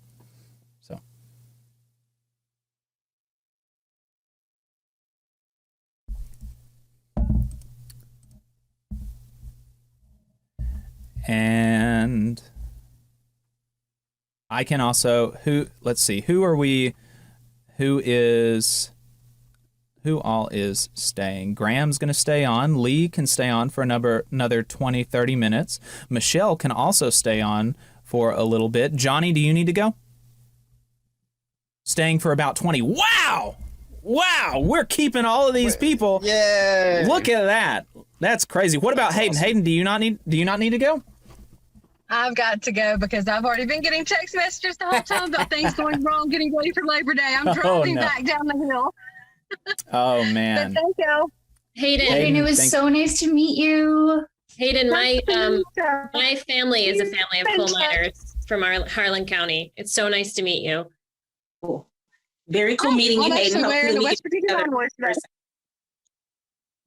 And after we wrap, I'll make a WhatsApp group if that's okay. Not that you need to be in any more WhatsApp groups, but then we'll have each other's numbers. Sounds good. Thanks, Hayden. Great. Thank you. Yep. All righty. So let's see, just a minute. And Jacob, while you're working on that, I don't know, what final questions we wanted to try to get to with our panel, but I definitely, if we have the chance, I'd like to talk some more about that interpersonal conflict that comes up. Yeah. And that was something that, some folks shared with me personally that they wanted to discuss in front of the panel. And I definitely would like to hear from people smarter than me what solutions they may have to the type of interpersonal issues that come up when you're organizing, whether that's, the workplace snitch, because nearly every workplace has one of those. Right. How do you handle that? And the other big one is oftentimes there's always one person at least who is just very difficult and often brings drama with them, often keeps drama stirred up. And it's never, or at least, the type of person I'm thinking of, it's not like ideological struggle. Right, it's not political drama necessarily. It's more interpersonal, petty kind of stuff. But that can really sap energy. Those folks can be like energy vampires. So we're going to be conversation on that. Yeah, folks are going to start dropping off here in about 15, 20 minutes, and Lee had a question that she wanted to get to, and I went ahead, just to keep the frames so I don't have to do so much, I went ahead and brought Joe in, Joe from Labor Notes. He's going to be talking to us about stewards a little bit later. Is that fine, Joe, that you're going to be audience member for a little bit? Fantastic. So Lee, you had a question that you wanted to answer, which is something that you said that you've got a cousin who asks you this. And this is another thing that we talked about with Adam, because he gets a similar complaint as a stagehand. And the question was, I like unions in theory, but they're inefficient in practice. Why does it take 6 guys to do the work that one person could do? And so we're talking here about like job descriptions. Like unions are going to have job descriptions. You have to do, it is kind of frowned upon to do work for free in a union environment. Call me crazy, but so Lee, talk to us about that question that you got from your cousin and how you try to respond to him. Yeah, like I said, I'm from Texas, and even though I'm from a part of Texas that's really historically involved in farm labor, there was like a lot of migrant laborers, and United Farm Workers was really big in South Texas where I grew up.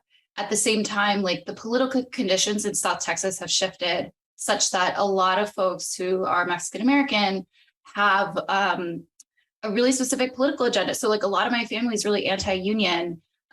As working class people, as electricians, as farmers, and ranchers. And so for my cousin, like we were literally at Thanksgiving and he's like, I'm a lineman. When the electricity goes out, like we can't wait for one more person to, go up the ladder and open the box and whatever it is. And I think the way that this is not a question I have a fantastic answer to, but what's important about it is like, learning together with someone. Like, I don't have all the answers, and it would be ridiculous to think that any one organizer does.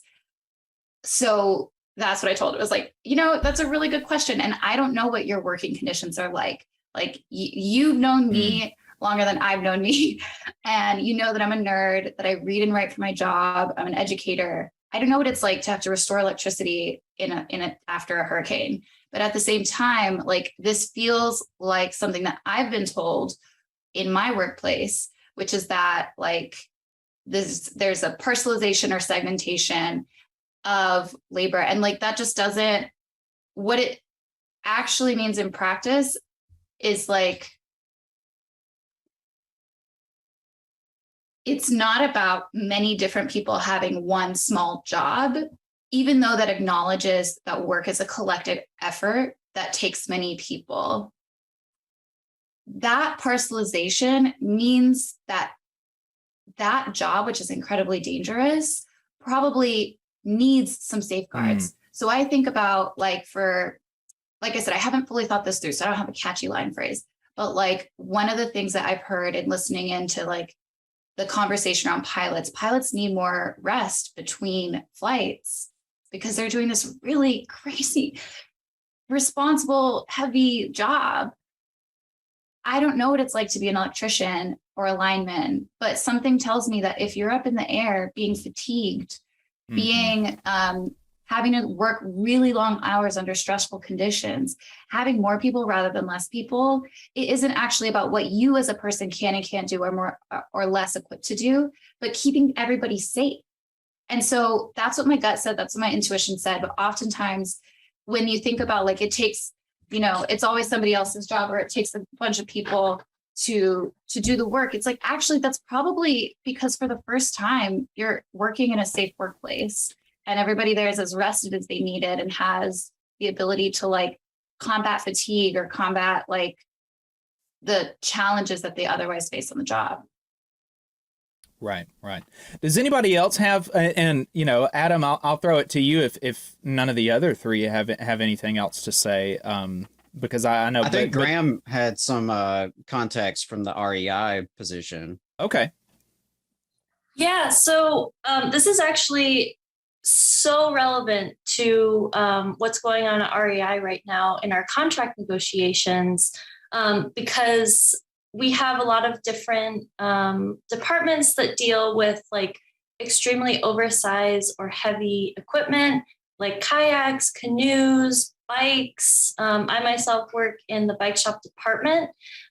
So my job is like actually pretty dangerous. So just having like a specific example that's relevant to just kind of having multiple people to help with one job. We have to hang bikes on the ceiling in our action sports department. So basically where we sell all of the skis, the bikes, all the stuff that you need to like get outdoors and have a fun time. So we hang bikes on the ceiling, and there is a complete lack of training. Typically, there are only 2 people who actually do this job. So something that we're asking for in our contract is specific training on how to safely put a bike onto the ceiling and have a minimum number of people involved in that task. So just to kind of like, I guess, answer this question, like there is the concern about safety. So of course, having more people involved in a task makes it so that, for example, with the bike, one person is hanging the bike, one person is spotting, and another person is like directing the flow of customers.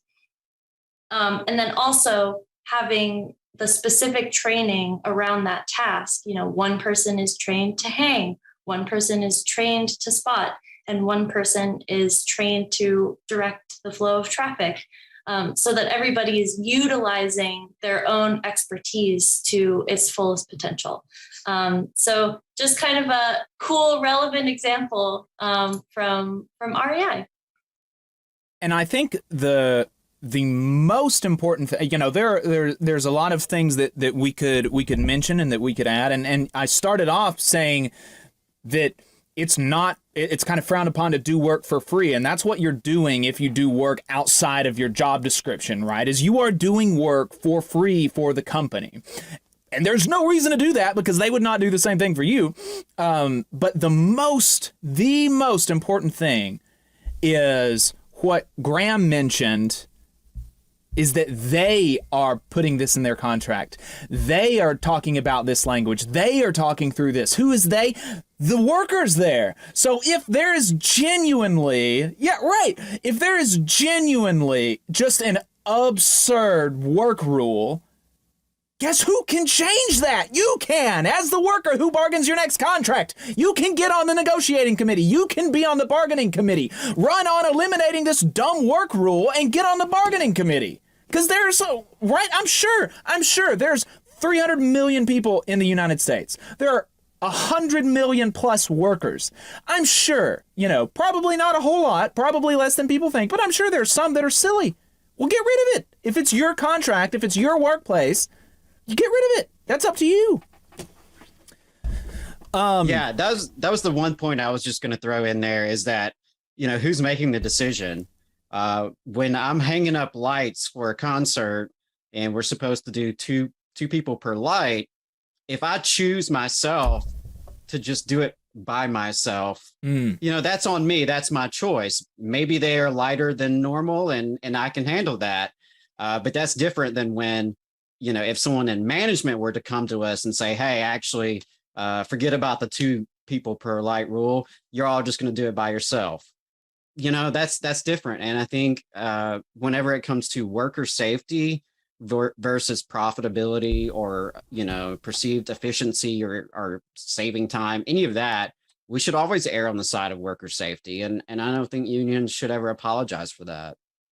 Yeah, I can add a little bit too, if that's okay. A lot of it's going to piggyback on what Graham said and a little bit on what Adam said, but some of the things we're talking about in our proposals for the first Starbucks contract is a minimum staffing requirement, which really doesn't necessarily exist. Maybe in theory it exists, but if you're, in the middle of a shift and you have 2 people call off, there's nothing right now that protects us in terms of where does that workload then get dispersed. It gets dispersed to the 5 people who are on that shift. And what happens to the profits that are coming in, because the company's now not paying 2 employees, but the same amount of profits in theory are coming in. So where is that going? That's going right back to the company.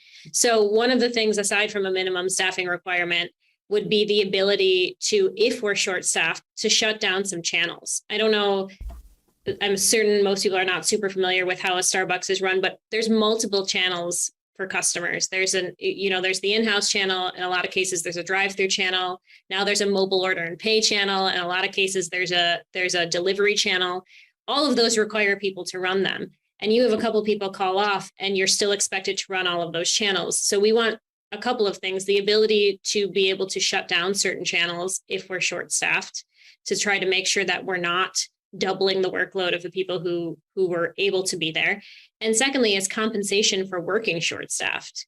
It's inevitable that our workload is going to, at minimum, probably double if people are unable to be there. And that shouldn't be automatic additional profit for the company. That should somehow be dispersed so that there's that compensation for working harder than you would normally be working is sent back to those people who are working that shift. We're not saying shut the shop down, which is, of course, their narrative. We're not saying if somebody is sick that all of a sudden the entire business has to come to a screeching halt. We're just saying, let's figure out a way together to manage that so that we're not being overworked and the customers are not suffering, and it's crazy the way that these companies look at what we're saying is the most fair and equitable way to handle a situation. And they're going, well, you just don't want us to make any money. You just want to shut everything down. No, absolutely nobody said that. Who wins if we shut the business down? We certainly don't win. So those are some of the proposals we are working on and hopefully asking for, and we'll get in that first collective bargaining agreement. Fantastic. And so then let's spend the last few minutes on this, Adam's question about how do you deal, because look, right, we're worker advocates. We want the best work. Workers deserve more, right? This is kind of our shtick. But workers are people, and sometimes people are crazy. Like, they are weird. Sometimes people can be weird, right? Sometimes they can stir up stuff that really make you that can really cause issues in a campaign. A toxic coworker who is drama all the time, keeps petty interpersonal stuff stirred up, a snitch. What about when the toxic person is a steward or a building rep or an officer or, somebody on the organizing committee? How do we deal with conflict between workers, between union members? And Johnny, you've been quiet for a little bit, so I'll throw it to you for first. Thank you. I feel like it could definitely speak to this because in our ongoing union campaign, we have a very, very vocal anti-union faction within our company. And dealing with them has been just an exercise in patience and understanding, because you don't want to alienate your coworkers. These are people that I still have to work with. Some of them I've even called my friends at some point. And so, always trying to, in the back of my mind, I always say I'm trying to remember that, I work with them, I respect them, or even, I may love some of my friends, and that once we move past this, we'll still have to work together. So that's like my broad answer, but directly, and I'm just going to be honest with you, sometimes you're just going to have to let some people go and move on. You might not be able to convince people that they need a union, or their views just may be so opposed or bizarre that you're like, this is not going anywhere. I've had to let some conversations go. They've gone into QAnon, conspiracy theory territory. And I'm just like, you know what? No, I am out of my depth a little bit, or I just strongly disagree. And I don't have the mental or emotional bandwidth to carry this conversation on. And you know what? That's okay. And I think you do yourself better service as an organizer when you say, this conversation isn't going to work. I may not be able to save this person. I can save the next person. And then another tactic that I use, and that we use, every organizer has a Slack or Discord or something like that, WhatsApp. I suggest someone else talk to them. Someone at the company speaks their language. And in a work group that has over 20-something thousand flight attendants in it, we're not all going to be the same. I'm very fortunate that I have a friend circle that somewhat believes the similar things that I do, but not all of my coworkers do.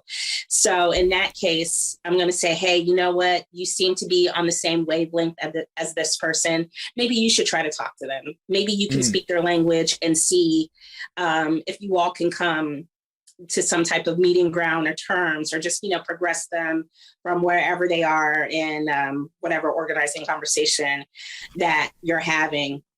But we have our snitches. We have people who are looking at our Facebook accounts to see what we said in 2015 and who are reporting us to the company.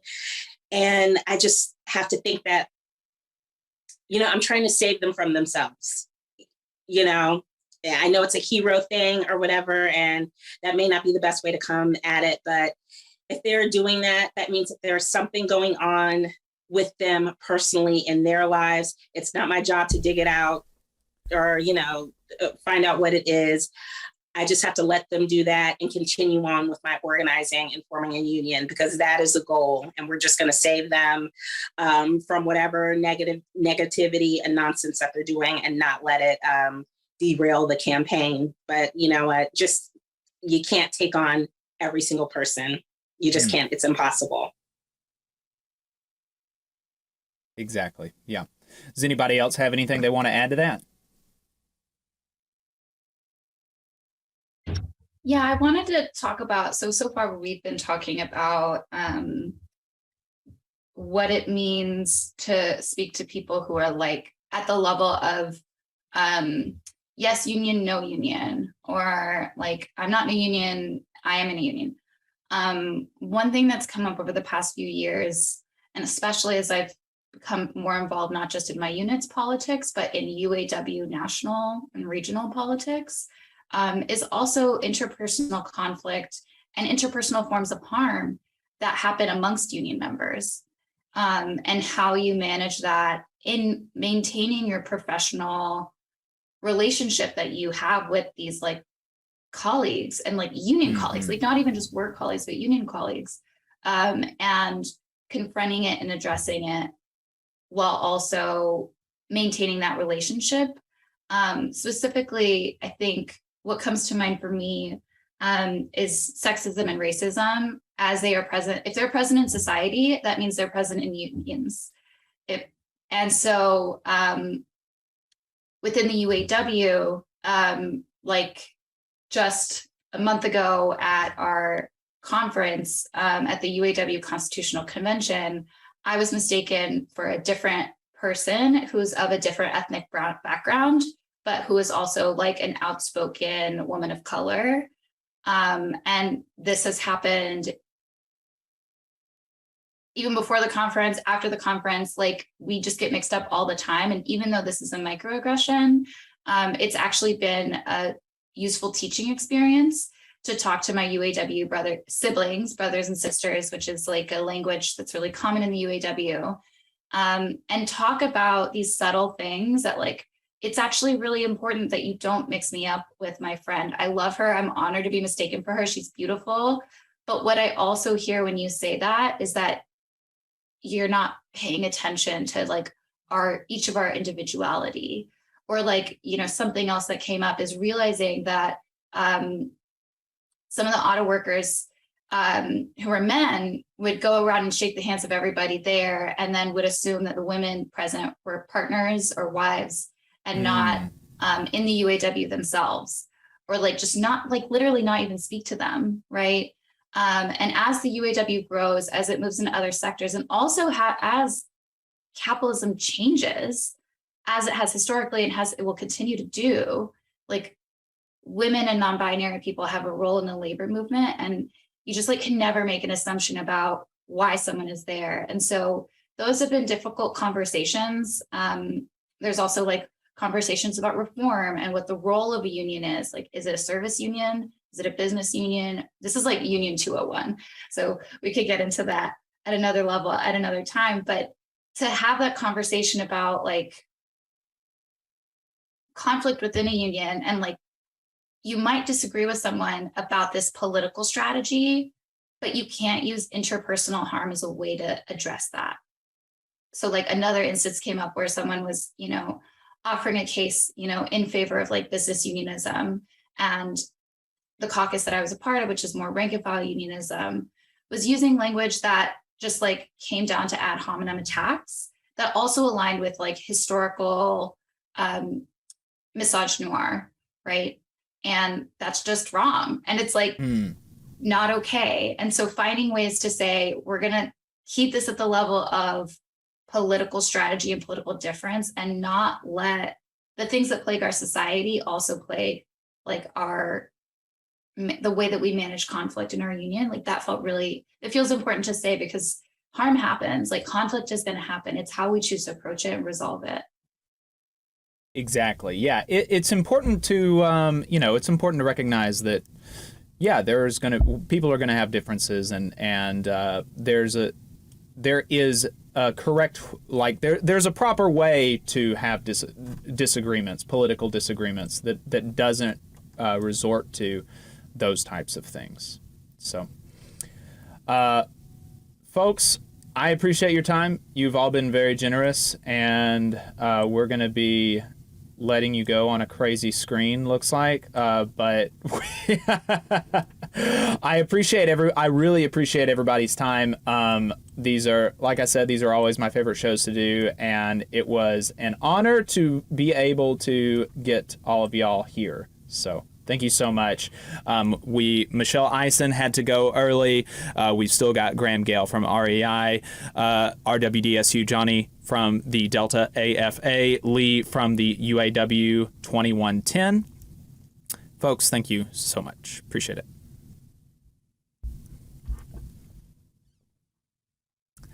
All right. So now I'm going to work some more on some frames, and we're going to be talking. Fantastic.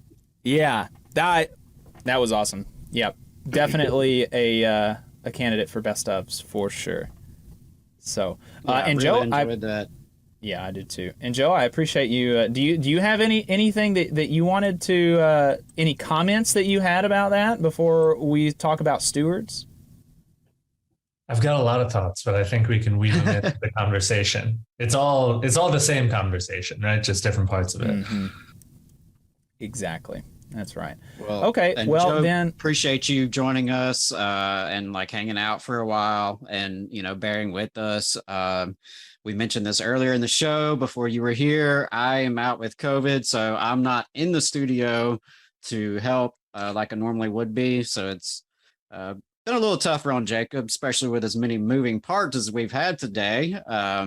But you've done a great job, and it's been well worth it, in my opinion. I think so too. He says he has COVID, but also he could just be one of those lazy union workers. Right. Well, talk to my steward. Asshole. Maybe I'm not sure how much you know, Joe, about the show, but we have a radio half where we're on multiple radio stations. We're on a conservative radio station, we're on a black radio station, and we're on a community radio station. The first two in North Alabama, the third in New Orleans. And so this is more of a general audience. We just kind of catch people as they come. And so we kind of try to keep it higher level. We talk about the news more and higher level Unions 101 type stuff, right? But now our online audience, we're not on the radio right now. We're not going to be on the radio right now. And so this audience is much more heavily union members, union activists, left-wingers, union supporters type folks. And we've got examples in the chat right now. We've got let's see, Jose is a backup shop steward at UPS Anaheim.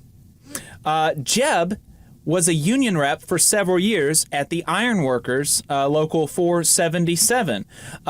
Pam Demonia, I'm an electrician, presumably in the union. William Pina is another UPS Teamster union member. Think he's a shop steward.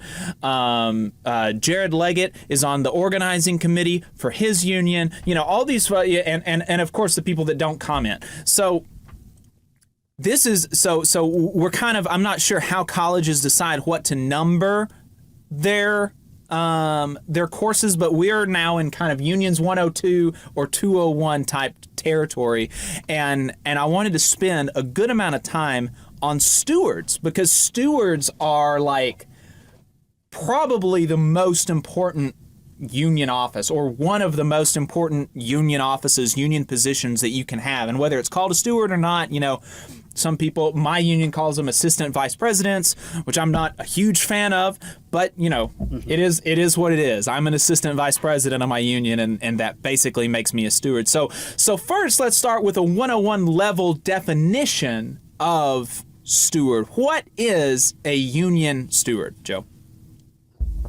Sure, thank you.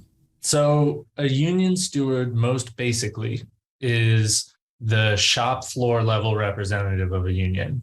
And that can be called, like you said, in different unions, a lot of different things. Some unions call them delegates, some call them stewards, some call them assistant vice presidents, right? But the idea is that these are working representatives of the union. Stewards may get some amount, small or large, of time away from the job to do the job of stewarding. But unlike many union presidents, maybe other union officers, business agents, or union reps, whatever you call them, these people are people who spend the majority of their time doing the job. They're at work. This is mostly a volunteer role. Though, like I said, there can be some small perks or times away from the job that you get. But the idea is that these are the people who are day to day, shoulder to shoulder with their coworkers, seeing what's happening at work, talking with people. And for a lot of union members in the US, these are the face of the union, right? These are people who union members see every day, whereas you might only see a union officer every once in a while or never, right? Depending on your union. And these are people who are also responsible for the day-to-day enforcement of contracts in unionized workplaces too. They're the ones who are watching out for contract violations. They're the ones who are, in many cases, dealing with the low-level management or the early stages of a grievance procedure, depending on your union, maybe a lot further than the lower level of a grievance procedure, but doing things like investigating issues, going at management with problems, informing their coworkers about stuff that's going on. Gotcha. And so then how does one become a union steward? That really depends on your union. Unions handle it really differently. Some unions appoint their shop stewards. So a local officer, a rep, a business agent, what have you, recognizes you and says, okay, that's you now. Some unions hold elections for stewards and even for backup stewards, right? UPS, like was mentioned earlier, there are a lot of positions for alternate stewards, particularly in big workplaces, right? So that it really depends, but generally, if you're a workplace activist and you're interested in getting more involved in the union, showing up and being known to your coworkers as somebody who is knowledgeable about what goes on, who is interested in people's issues and is interested in trying to figure out people's issues is the best step, regardless of the actual structure, the constitutional structure, bylaw structure of how a steward is selected. Yeah. Jacob, I was going to jump in there on that because that's been my experience in the education realm is, whatever the Constitution and bylaws may say about elections, the reality is that it was whoever was willing to do it, which means very low barriers to entry if you're interested in getting involved. The flip side to it is that sometimes people became, building reps, as they were called in education, by virtue of being willing to hand out a newsletter every now and then, or, something very low level. And they weren't really there to serve in that capacity to address worker issues and be an advocate for workers. But yeah, I would say probably a lot of folks, if you're listening, chances are the barriers to entry are pretty low because there's always a need for more people involved and willing to take on a new role. So I would encourage anyone who's listening to find out how do you officially become one in your union. But on a practical level, it may be as simple as find out where to show up or who to tell that you're interested. Right. Yeah, that is because since steward is the lowest level office, that's going to be the one that is most often undone. They're most often have open positions, and that was all it took. My local appoints stewards, and so basically all assistant vice presidents. Basically, all it took is that I showed up to meetings and I expressed an interest in participating in the union, and then they were like, "Oh, well, you want me to go ahead and appoint you?" And I was like, "Well, I'm still in my probationary period. Maybe we can wait a little bit." But so don't want to put a target on my back while they can get rid of me for literally any reason. But I could have been a steward and assistant vice president as soon as like 3 months into working there. And it's very easy to become a steward. That's actually a really good point. I'm glad you brought that up, Jacob, because it's not to say that you can't be a steward or a rep, when you're still very early in a position, in a probationary period or non-tenured period. Certainly you can do that if it's something you're willing to do, but it may be wise to not have all of your stewards be non-tenured or probationary. Just something to consider. I was a rep or steward as a non-tenured teacher, and was happy to do that. But I worked with folks who were more seasoned. And so depending on the situation, we could kind of tag in, tag out, depending on where our strengths were. Right. And so what do you think, Joe, is, and you basically run you basically run the stewards program for labor notes, right? Can you talk to us about that before we go into more about some tips and tricks to being a good steward? Yeah, sure. So I certainly can't claim to have started it. The one big resource that Labor Notes has had for the entirety, or a big portion of the entirety of its now 43-year existence, is nuts and bolts resources for union activists. Because in many unions, you don't get much support, if any at all, right? Some unions just say, great, you're a steward now. Maybe here's a button if you're lucky. Maybe there's steward training, maybe there's not, right? But in order to be an effective union activist, there's some amount of knowledge that you need to know. So something that we've done for a long time is put out articles that we call Stewards Corners, that are monthly articles in our monthly magazine about both nuts and bolts and more organizing focused kind of resources for stewards, things to help people thinking about that. So those are still there. That's something that we do. We also now put out a series of books by a really great labor attorney named Bob Schwartz, including books like The Legal Rights of Union Stewards, books like that, that are available through Labor Notes, and that have for a long time been just like really the Bibles of stewards' rights. The one that I mentioned, The Legal Rights of Union Stewards, is just like, there's nowhere else that you can find a book like that, really. I think that's as effective as that. More recently, in the last, say, year or so, we've been doing monthly online stewards workshops that are balancing, again, between those kind of nuts and bolts things and the more organizing kind of side, trying to mix them up a little bit. The idea being that really there are very few opportunities for stewards to interact with other stewards in different unions. If you're a steward in the Teamsters, there's not a lot of opportunity structurally within your union work to talk to a building rep, right, from the local teachers union, even in your same city, right? But we believe that there's a lot for these folks to learn from one another. So every month we get together, dozens, sometimes over 100 stewards to learn, talk, discuss about a topic, share their experiences. And for me, it's one of my favorite things that I get to do.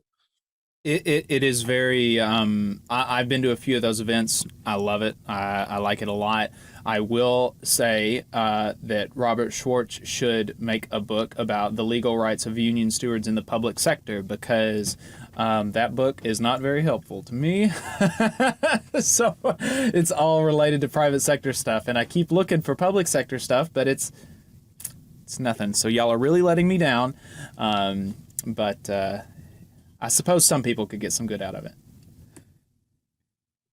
There are at least as many public sectors as there are states, though. It's part of the problem, right? And plus the federal government, which makes it another challenge. Yeah, definitely. But I do want to, I just want to promote those online trainings that Labor Notes is doing. Great stuff. Anyone listening, if you need more, if you need actual like Q&A, if whatever kind of training you need, there's a good chance maybe your local or your union isn't providing it for you, but Labor Notes is out here kind of filling the gap. And so if you're not subscribed to Labor Notes, if you're not getting their emails in your inbox, that's like the easy thing I can ask you to do today for Labor Day weekend is subscribe to Labor Notes. So that you can not only get their fantastic articles, but you're, in the loop for these training opportunities, which are usually free or very low cost. And on that note, notice we have not plugged it today. We need to plug that Labor Notes is coming to Alabama, October 15th, the Alabama Troublemakers School. We haven't mentioned that yet, but we're going to keep plugging that over the next month and a half. Hope to see some of our listeners there. Yeah. So, Joe, what do you think are some of the key general things that make a good union steward? It's a tough one. I think there are three main categories that I think about, and they're not always in equal balance, but those are being a watchdog. So somebody who's out there and really paying attention to the stuff that's going on, who's putting a magnifying glass to the decisions that management is making, who's keeping an ear to the ground about what people are talking to, both what people are actively bringing to a steward, but also like really going out there, asking people questions, hunting down issues, not just waiting for things to come to them. I think an effective steward is also an enforcer. So we were talking earlier in the conversation about, the things that we want to get into a union contract, right? One thing that I used to tell the stewards that I worked with, because before I worked at Labor Notes, I was a rep, was that a contract that isn't enforced is just a piece of paper. And it's great to have that stuff in there, but there are contracts all across the United States that have great language in them that have never once been enforced or that fall by the wayside all the time, right? And for all sorts of reasons. But one of the roles of a steward is to actually try and make those things happen and to try and expand them. That use it through the usage of grievance procedures that are in the contracts, through the usage of legal rights they have, through organizing, to make sure that these things are not only in place, but that they grow and expand, and that we win the most maximal version of those things that are in a contract and beyond, right? As well as the things that aren't in the contract. And the last piece of it, or one of the last pieces of it, I think, is the steward is also an organizer. The steward, it's very easy, and it's often presented that a steward is like a workplace lawyer, right? And that is a job enough in itself, right? A steward could keep themselves busy just by smacking down grievances every time an issue happens, at least with workplaces that I've been in or worked with as a rep. But that to build a strong union, you need to get more members involved.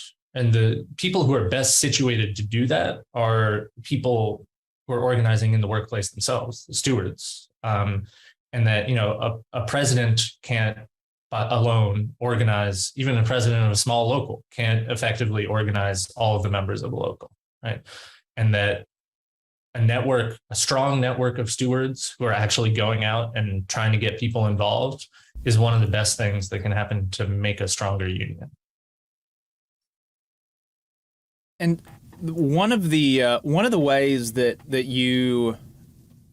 Labor Notes has suggested that stewards take on that organizing position is through grievances. And there's a way there is a way to do grievances in that workplace lawyer type way that is very procedural, that doesn't involve a lot of people. And then there's a way that doesn't do that, that involves lots of people, that galvanizes people around a grievance to make it more of a collective win, as opposed to one worker being really smart and having good words that they can say and that they can write, right? So and I got that from one of your Stewards Corner articles.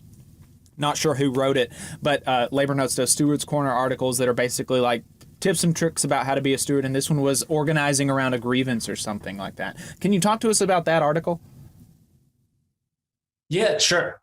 So I think, one of the complicating parts of this can be that not every grievance is going to be an issue that you're necessarily going to organize around, right? That I'm really careful when I'm talking with people about it to not throw out this like technical or grievance, more legalistic, or like contract legalistic oriented piece of this. This is like a really important part of the job, right? There are going to be issues where one member comes to you with something, and the way to handle it is you're going to work with that one member, and you're going to file a grievance, and you're going to investigate the hell out of it, and you're going to make a really good argument, and you're going to go through the process, right?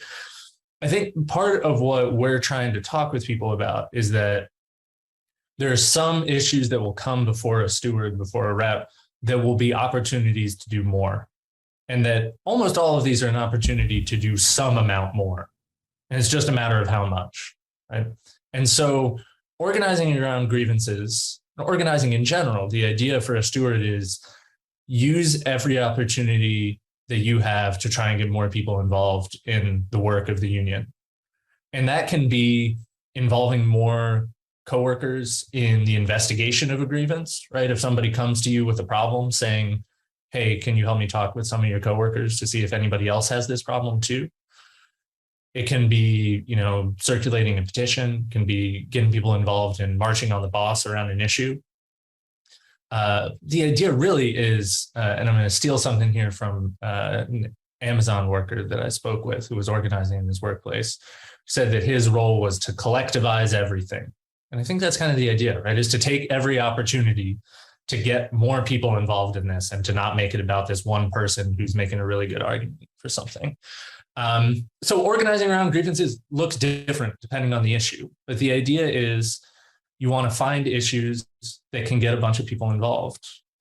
In labor notes, we use the phrase widely felt and deeply felt to think about issues that you want to take on, right? There are issues that a bunch of people care about and that people care about deeply enough to actually do something about, because those things aren't necessarily the same.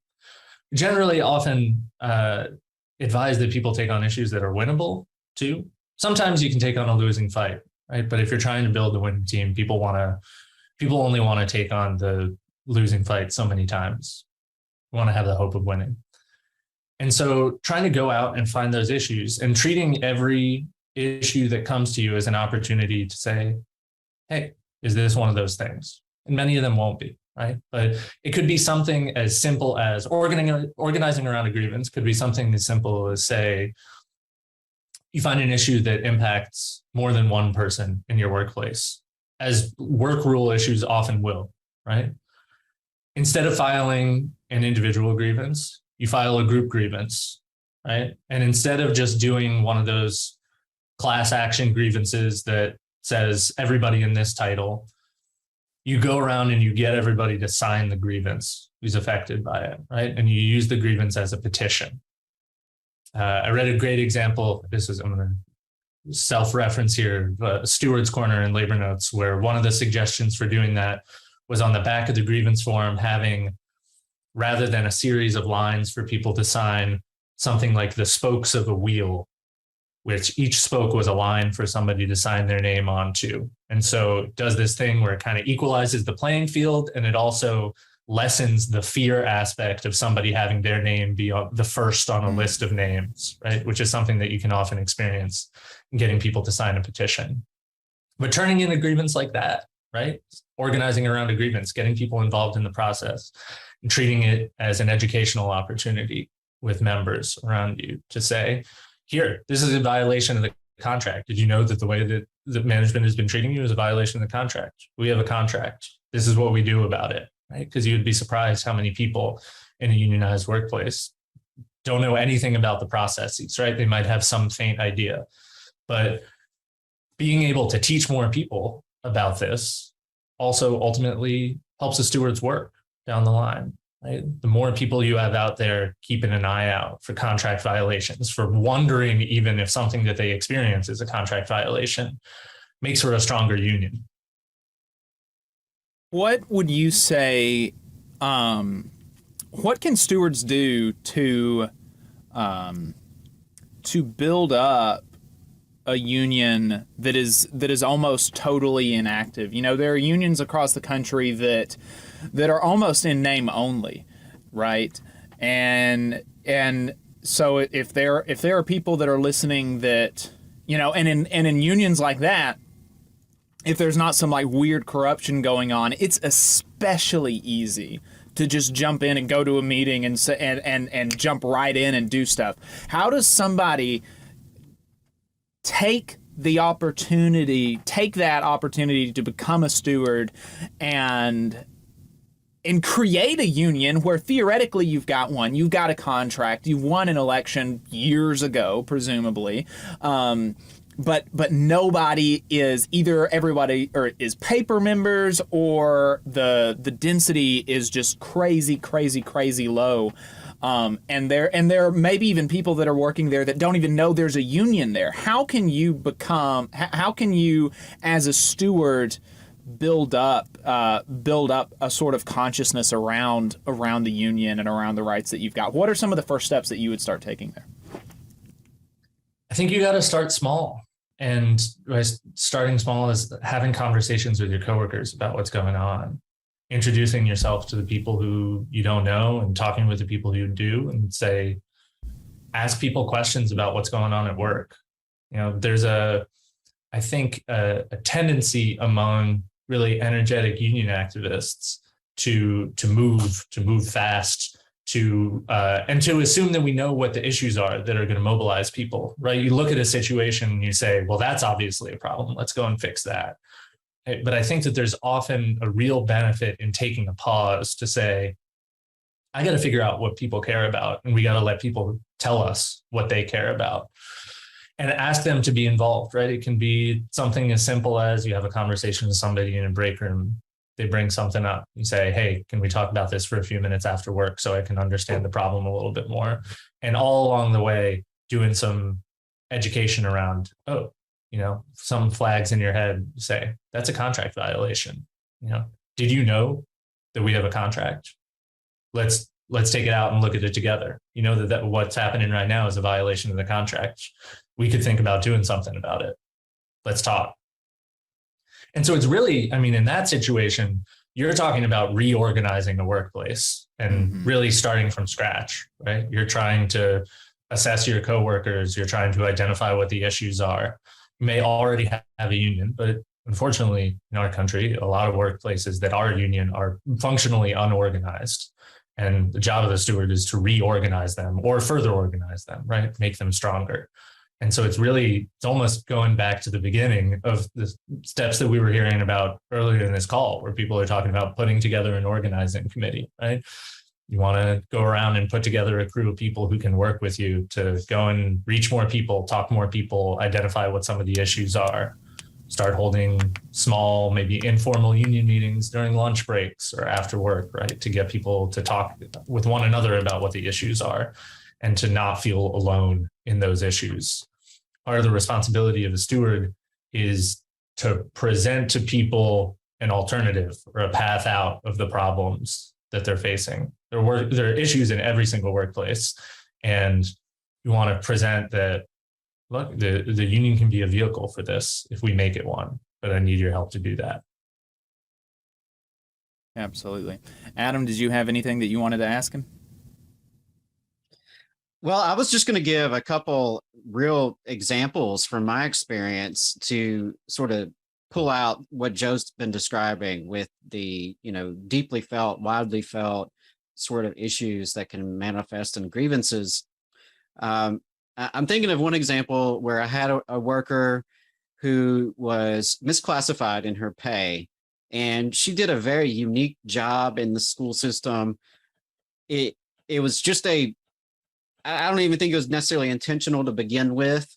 It was one of those just weird things that happens. And unfortunately for her, it meant that she was being paid thousands of dollars less than she really should have. Now that's a unique problem, right? And so not many people could relate to that particular issue in the grievance. But where it did translate is that the only reason she was coming to me was because she'd been trying for over a year to resolve it herself through the proper channels, quote unquote, right? This was not a worker who wanted to go file a grievance. She was very hesitant to file a grievance, but she had been, she had pages of emails back and forth with payroll, with human resources, with her supervisor, with her supervisor's supervisor.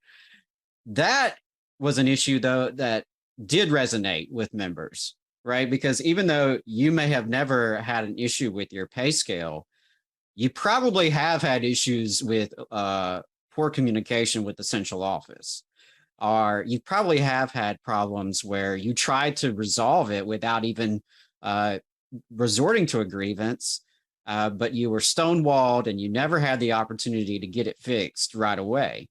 And so that was something that, I was able to talk to members about.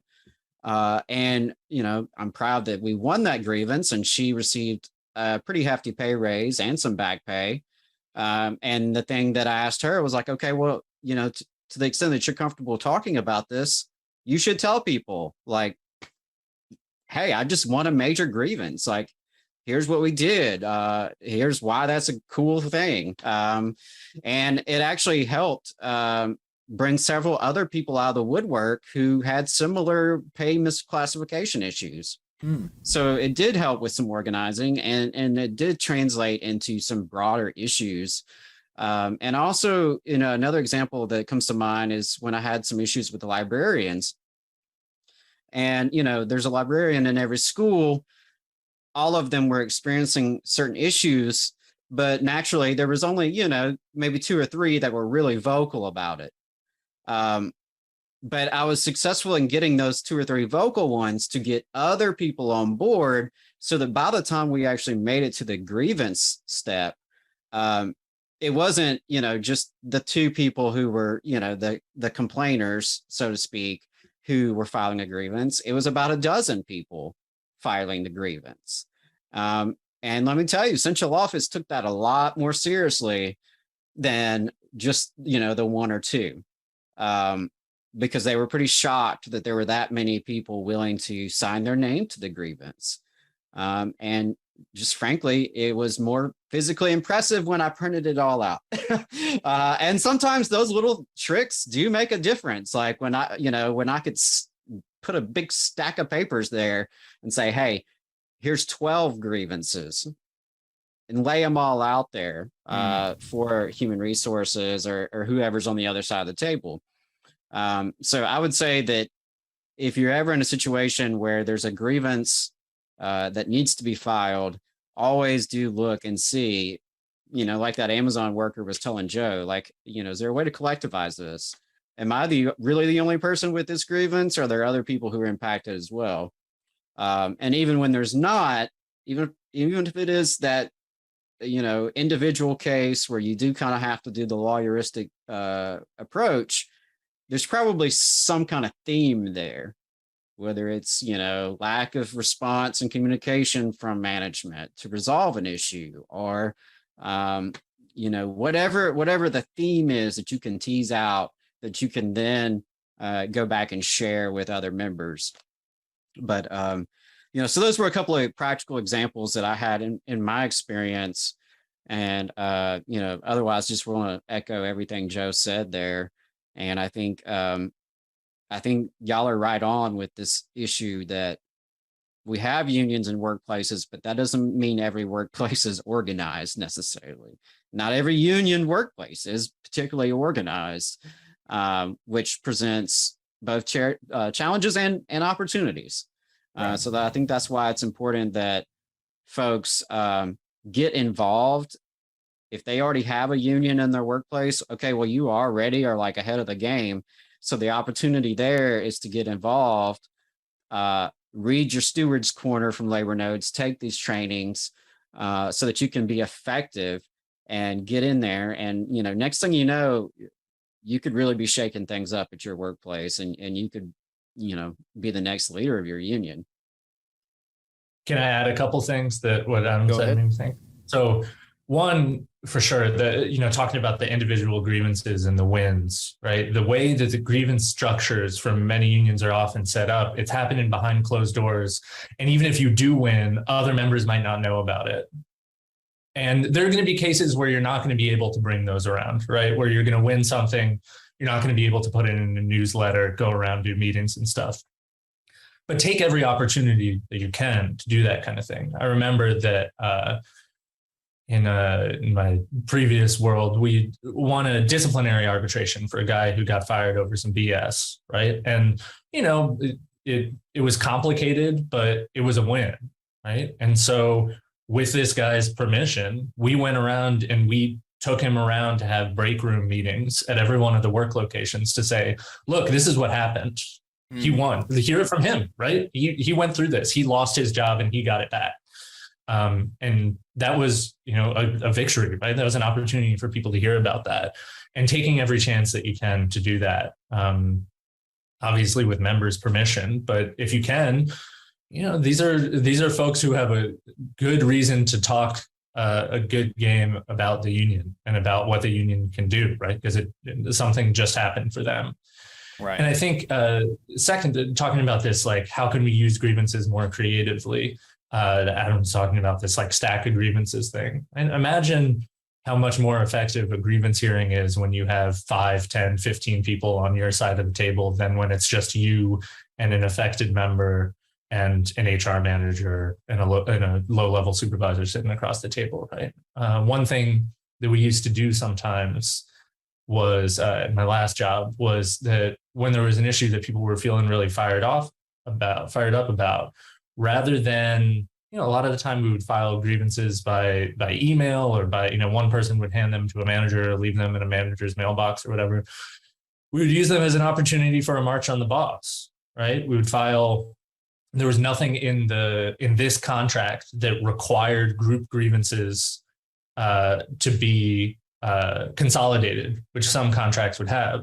So it would mean that sometimes if a grievance affected 25 people, we would file 25 grievances around it, and they would have to have 25 hearings about it. And so we would use that. We would, knock on their door. 5 people would be standing at the door, hand them 5 grievances. Next day, knock on the door, 5 different people standing there, handed them 5 different grievances, right? And just use the process kind of against itself. And that wasn't really about the grievance procedure. We didn't win those because of the strength of our arguments. We won those because we showed that a lot of members cared enough about this to do something about it. And it disrupted work, right? It ate up their time. It took time away from members for work. It just slowed things down a little bit. And so those kinds of opportunities to use the rights structures that we have, but use them not exactly in the way that they were intended when they were sitting down at the bargaining table and when management was envisioning what a grievance process would look like. On the first point too about getting people involved and talking about victories, I think another really important role of stewards here is being active communicators in the workplace. Right? That there's often an attitude of unionists that, like, if you care, you're going to come to the union meeting, right? Mm-hmm. Why does nobody come to the union meeting, right? That's where everything happens, right? But union meetings aren't always that interesting, for being honest, right? There's like a certain, some of them are great, but there's also a certain layer of people who go to them all the time. But steward can take that back to the membership, right? There's this great labor notes article by a former Teamster organizer that I think about all the time. It's called "Bring the Union Meeting to the Members." That this is a role that stewards can do, right? You can hold meetings at the workplace. If you have coworkers who come up to you after the union meetings and ask you what happened at the union meeting, that means that maybe they couldn't come, but they're interested enough to know, right? Right. If you're responding, "Oh, well, you should just come," that's a missed opportunity, right? And so you can bring that to the workplace and to your coworkers. Builds respect, right? And it also brings people into the process of, this is what's happening at the union, even if you're not coming down to the union hall. And you can make sure that they're at an important meeting when one happens. But in the meantime, they don't have to come to every single one to be involved or active, care about the union.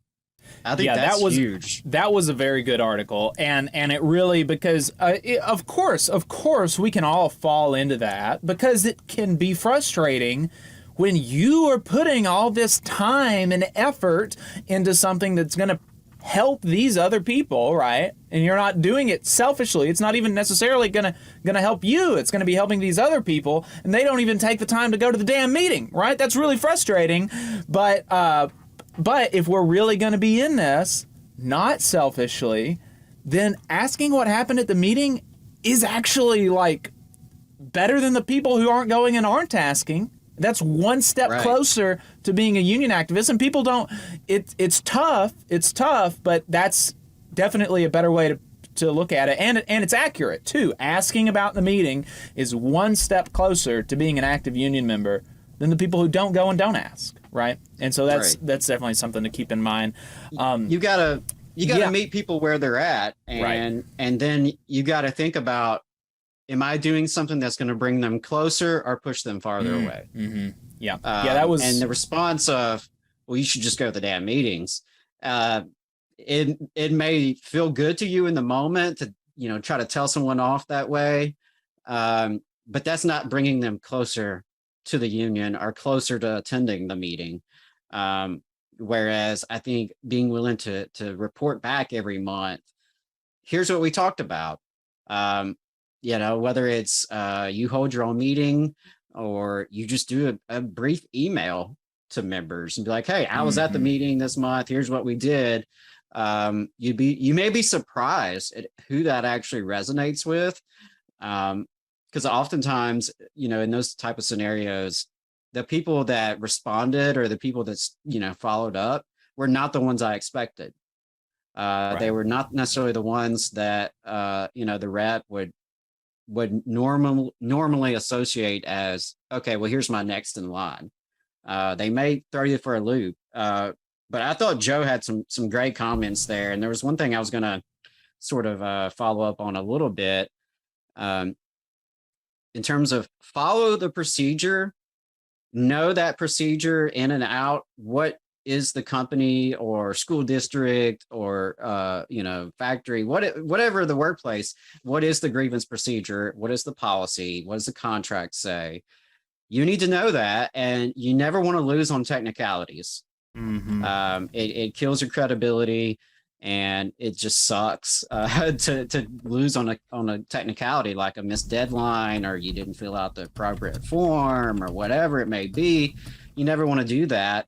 But to build on what Joe was describing, you have to be willing to be creative, though. So follow the procedure. Don't not follow the procedure, but be willing to kind of go outside the box and think about things that you can do in addition to, or things that you can do that's technically in compliance with the procedure, but maybe not what they expected. Going back to the example of the librarian group grievance that we had, just sitting here talking reminded me that not only did we do the multiple grievances, I, as a staffer, was assisting them. It wasn't my grievance. I couldn't sign my name to them. I wasn't a librarian. But what I could do, in addition to supporting them and making sure this happened, was I wrote my own letter from me as the staffer to the superintendent, to the board. And they got that the same day they got the group grievances. And then I also filed an open records request related to expenses in the budget about librarians, right? So they were getting hit from multiple angles. And, in no case could they argue that we didn't follow procedure or that we did something inappropriate. It was all on the up and up, but it was certainly unexpected. They didn't expect to be getting hit from all angles. And so that can also be, something to consider when you're exploring tactics. Are there things you can do in conjunction with the grievance, whether it's direct actions like marching on the boss, or more of the, legalistic type actions, filing records requests? You got to think about how are you turning up the heat? Because the more you're turning up the heat, the more likely you are to get some sort of positive resolution, because they can see where things would escalate if they don't resolve it.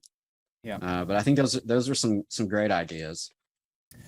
Joe, I appreciate your time. Joe Demanuelle-Hall, staff writer and organizer at Labor Notes, talking about stewards. Thank you so much. Appreciate it. Thanks for having me. Absolutely. All right, folks. Up next, we are going to be bringing on Chris, who has put together a really cool research report about the finances of unions in the United States. And we've got him, we just got him online. Chris, can you hear us? I sure can. Fantastic. Awesome. So, Chris Boehner, is that the way you pronounce your last name? Boehner. And that wasn't so great in middle school, but I survived, so I'm sticking with it. There you go. There you go. So you have your own, a consulting firm now called Radish Research. Is that what it is? Firm might be a little strong, but I worked for labor as a staffer for 25 years, and and it's me doing work for unions and other advocacy groups, and my staff is me. So yeah. Gotcha. Now, so you just came out with a report that has gotten a definitely some amount of attention in Jacobin and in these times. Hamilton Nolan wrote about it, talking about the finances of unions. And so, the theme of the show today has just been kind of just straight union education. Yeah. And I think this is an important part of union activists understanding what's going on in our unions and what has been going on in our unions. And so if you could just go through what is the top line findings from your report about the finances of the labor movement in the United States? I think the top line and sort of the surprise to me was that even though labor has lost 2 million members over the last 20 years, from a financial point of view, the assets have risen from something like 11 billion in 2000 to around 29 billion now.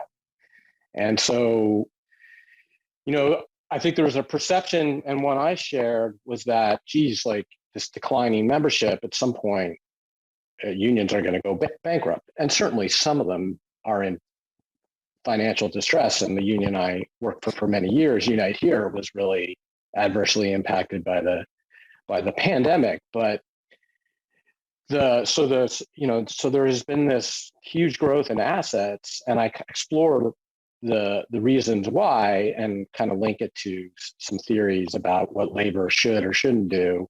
But the other top line sort of conclusion is that there's a lot of money available for organizing and other sort of supportive activities out there in this moment, that I think for people in my generation who've been working in the labor movement for 2 or 3 decades, we've never seen anything like this, where the organizing conditions, the politics, the support for unions, the independent labor unions like at Amazon and Starbucks and new ones sprouting up every day, that is something that hasn't been seen for so long. And I think, there's a critique of labor in my report, but it's also, there's a huge opportunity. And I think that my sort of call was like, now's the time to do it. Now's the time to spend the money.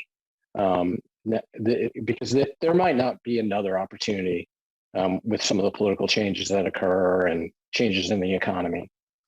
Right. And just to put a number on that, you said, quote, in 2020, organized labor had $29.1 billion in net assets, and that figure has almost doubled since 2010, as we have lost hundreds of thousands, millions of union members across the same time, and our assets have almost doubled. How does that even happen? Well, yeah. I mean, basically, it's like kind of basic economics. I mean, revenues are actually going up, and the spending is going up as quickly as the revenues. And how are revenues going up if you're losing members? Well, for a lot of unions, the dues are set at like a percentage of your pay rate. So for workers in the unionized sectors, the pay has been going up for 2 decades. So union dues are going to continue to go up, and that's more than made up for the loss of membership. The other thing is that, as the dues keep going up, the other thing is that unions get a lot of investment income from their large assets. So they get, a lot from dividends and interest and rent, and that's been growing very rapidly as well. So basically, revenues are rising faster than their spending. And in fact, the spending is below the inflation rate. I mean, that was before, the sort of crazy inflation we're seeing today. Mm-hmm. And that $29.1 billion in net assets does not include the value of union pensions, which is trillions of dollars in assets. And so, the extent to which we could or should be strategically investing those is a conversation for another day. But this is just outside of the union pensions. And one of the, you mentioned that as revenue is increasing, the expenditures are not increasing as fast. And to put numbers to that, organized labor employs 23,000 fewer employees in 2020 compared to 2010.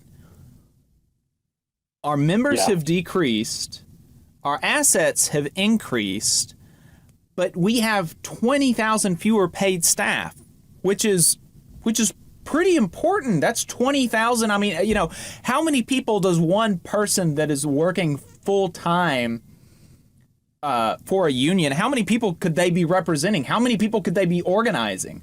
That, if we say just 10 to 1, that's a huge amount of people that are being left either without representation or without somebody to help them organize a new union. That's a lot of people that we don't have anymore. Yeah, and at the same time, the top level management officer occupations have grown, have gone up.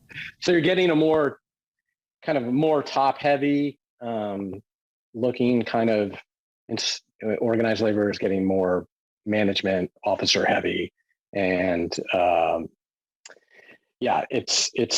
it certainly was also, and I want to caution, it was a pretty gradual decline of staffers that really, the pandemic really, a lot of unions had to lay off staff. So that accelerated a process that was going on. Right. And the numbers to that, management positions, you say, have increased by 28%, with more than 10,000 employees earning a gross salary over $125,000 a year. We can $125,000 is not it. That's something that a lot of union workers could potentially expect to make at some point during their career. It's not like they're not millionaires, right? But $125,000 is pretty good, and have 10,000 people making over that at the same time that we've cut 20,000 jobs. It just seems like just misplaced priorities. I don't understand how that gets justified. It's difficult for me to grok. Yeah.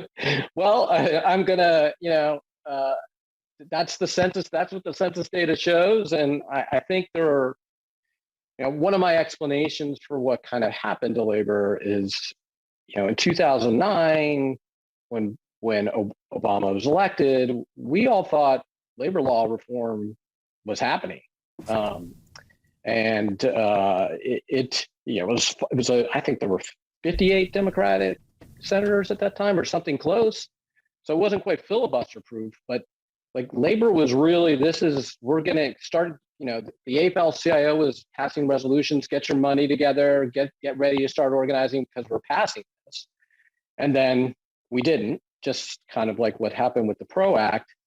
And I think what the kind of defeatism and letdown happened to a lot of the labor movement was and a sort of determination that, you can't organize on scale with a broken labor law regime, which it is broken. Mm-hmm. But then, we're seeing today is the labor law is horrible, and it's obviously hindering some of the most exciting developments, like at Starbucks.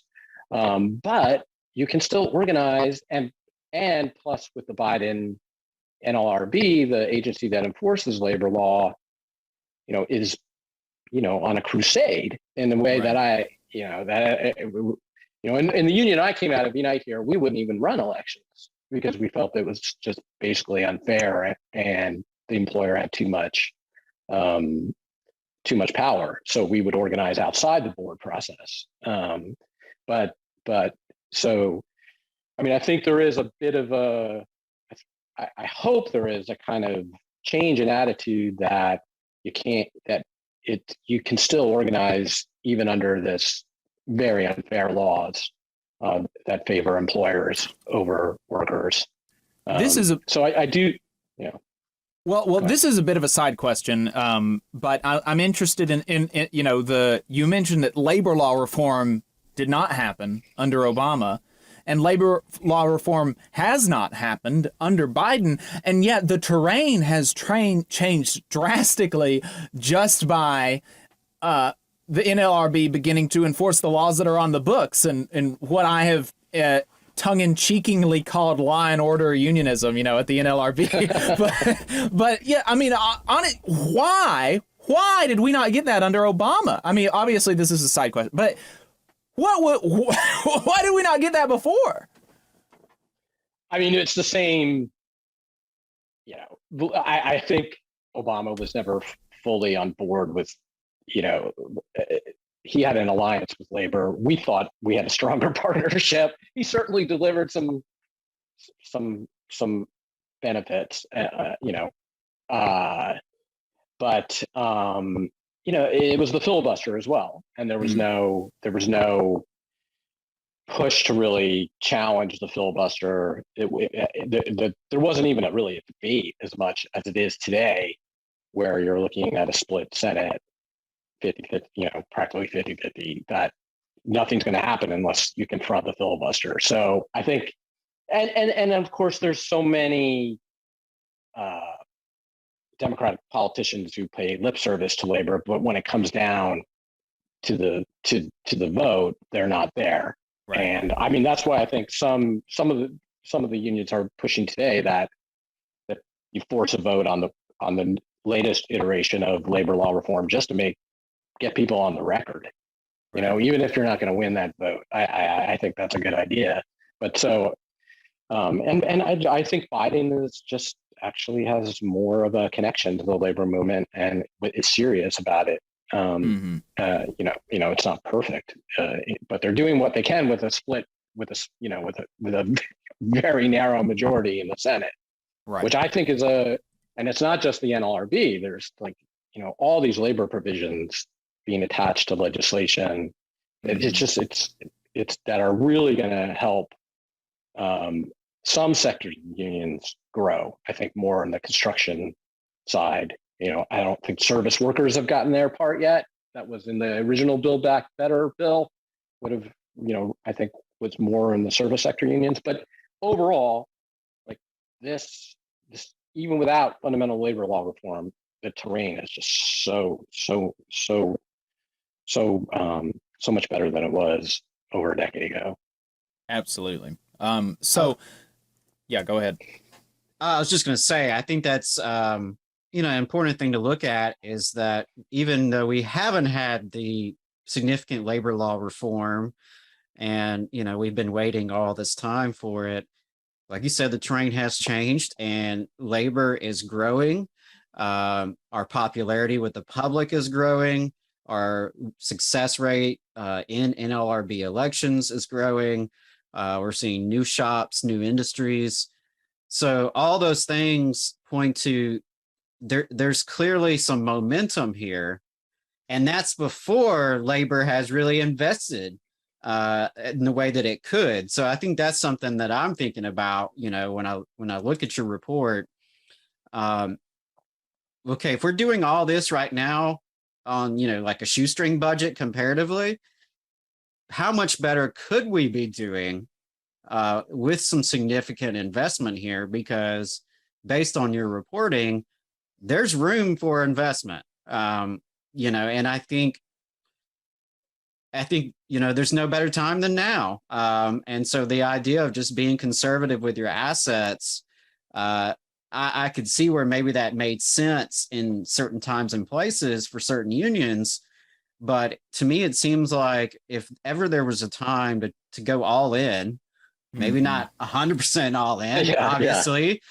You have to be good stewards of your members' dues dollars and, protect the long-term viability of your organization, obviously. But, if ever there was a time to go in and really increase investment into new organizing, to hiring new staff to organize, to funding solidarity funds and strike funds, I think we've got 90 Starbucks organizers have been terminated. At least. I think every union in the country should be jumping up to help make those folks whole while they wait on a decision. And we've seen some of that. We've seen some of the amazing support that our brothers and sisters down in Brookwood have had over the course of this, over 500-day strike at Warrior Met Coal. The UFCW's donated. There's room for more.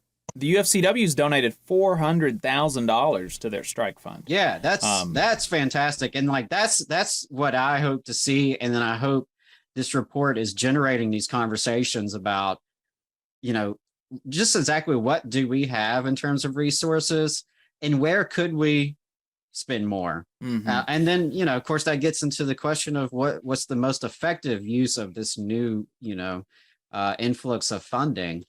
And there's, we could all come up with our wish list, but I would say whatever they would spend it on, as long as it's related to adding and growing the labor movement, that's better than just sitting idle. And Chris, you created a little bit of a wish list. So what was your, we make you king of the unions. What is it that you do? I've already been accused of seeking that position. So I don't think it should be some top down. We make you democratically king of the unions. Right. A rank and file movement has appointed you our chief spokesman and delegate. What's the wish list? This is it's if you go back to 1997 when you had the first AFL-CIO contested election, John Sweeney won that, and it was a big debate about what should be happening. And one of the things Sweeney really put forward was not only like an ambitious goal, I think was like $1 million or $2 million a year in new organizing, but he really wanted and pushed and publicly shamed unions that weren't spending 30% of their budgets on organizing. And there are, of course, unions that are doing that now, and up to 50%, but there's just not enough. And that's reflected in my data, which doesn't look at individual unions. It looks at the whole labor movement as a whole. But so in the report, I call it like a thought experiment, because all this stuff has to go through the democratic procedures of the union. But just like I read a lot about what people were advocating, and you could hire 20,000 new organizers. Apart from the practicality, that would cost $1 billion. Okay, you could, you could fund these sort of alternative labor organizations and the independent unions that are starting up at far significant higher rates if they want it. And I think at some point, as these independent unions mature and like some of the fights that are going to happen, there might be strikes. There will probably have to be strikes to settle things at Starbucks and Amazon, because the company is going to try to play it out for years if they can. So it's going to be incumbent on the entire labor movement to make sure these organizations are resourced to take the kind of actions that really inflict some pain on the companies that bring them to the table. So, it's activities like that. I think, the strike activity has been low over the last decade, even though there's, really large strike funds. And striking is not just, a defensive, like you're trying to get your best contract or you're trying to fight off management proposals that are trying to take back benefits you got. Strikes are also ways to organize. Ways to organize internally, but also your demands can include, organizing rights at subcontractors, or organizing rights at new places that open up. I mean, that was one of the strategies that I think many of the organizing unions use collective bargaining as a process, not only to address the contract, but also to tell the company that we're going to grow with you, and you're going to not fight us in the way labor law allows. If you open a new casino or a new hotel or a new facility or a new auto part factory. So, and then, I think at some point, I think some of the more militant voices are saying, we just need to violate, unjust labor laws and things like secondary boycotts and, crazy court injunctions against, you can only have 2 people at a picket line or something like that. Violating that is like a huge liability for the union, but at some point, that might be necessary, and it's scary, but at some point, I think civil disobedience on a large scale against these unjust labor laws, it's a type of spending. It's like it's a type of spending, and I think this, when that moment arises, and I think it will, I hope the big unions step up, and they.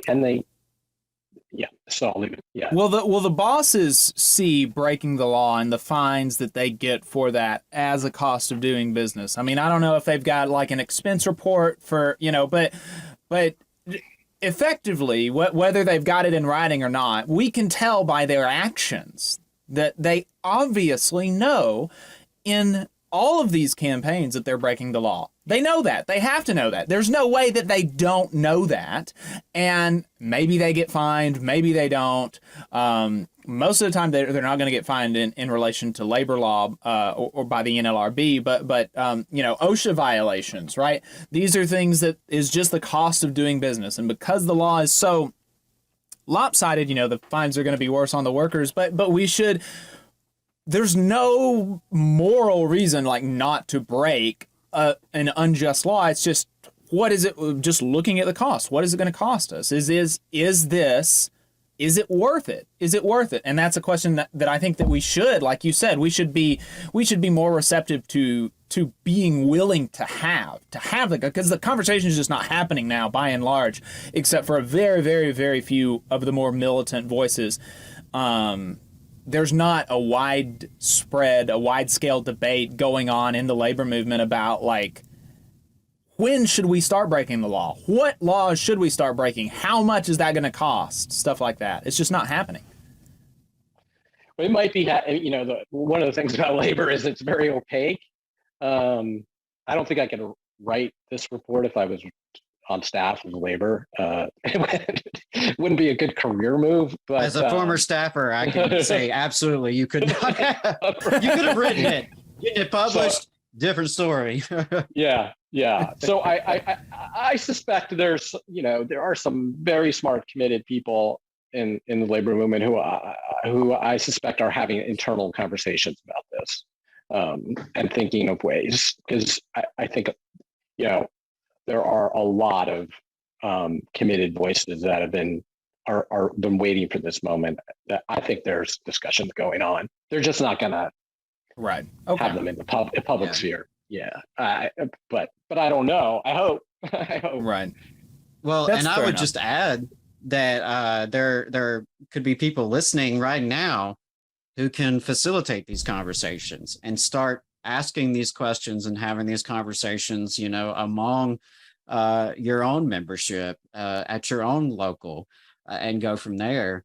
But I really, just wanted to echo those sentiments, and I think the thought experiments are very useful in terms of being willing to break the law and the costs associated with that. The idea of investing in a significant amount of new organizers. And I do like that you also put it out there about kind of alternative labor formations. There are entire sectors of the American working class that are unorganized, or that in some cases fall outside of traditional labor law. We've got domestic workers and gig workers. And then I think we also, Yeah, absolutely. And we need to also be looking at, in terms of alternative formations, I'd love to see organized labor get more involved with the worker co-op movement. And even if it's just starting small with a handful of grants here and there, I think that's an opportunity, because if the big picture is how do we shift the balance of power back to working people? Well, that is a technique, right? And we've even had people write into the show asking like, hey, if I'm at a small place, like what's better? Should I try to make it a co-op or should I try to unionize it? And, it doesn't necessarily have to be an either or. I think these movements have to work in conjunction with each other. And, there are brilliant people out there already doing brilliant work around co-ops, and labor has resources that those folks could certainly benefit from. So that's one thing that I also hope comes from this report, is more dialogue between those two efforts. Well, we could do a whole show on the worker ownership. I didn't put anything in that because that's a whole different kind of report. I think that is the way to go. I mean, I think the largest, one plank, but like one of the largest worker co-ops is SEIU's home care workers. And I think it's in Boston or New York.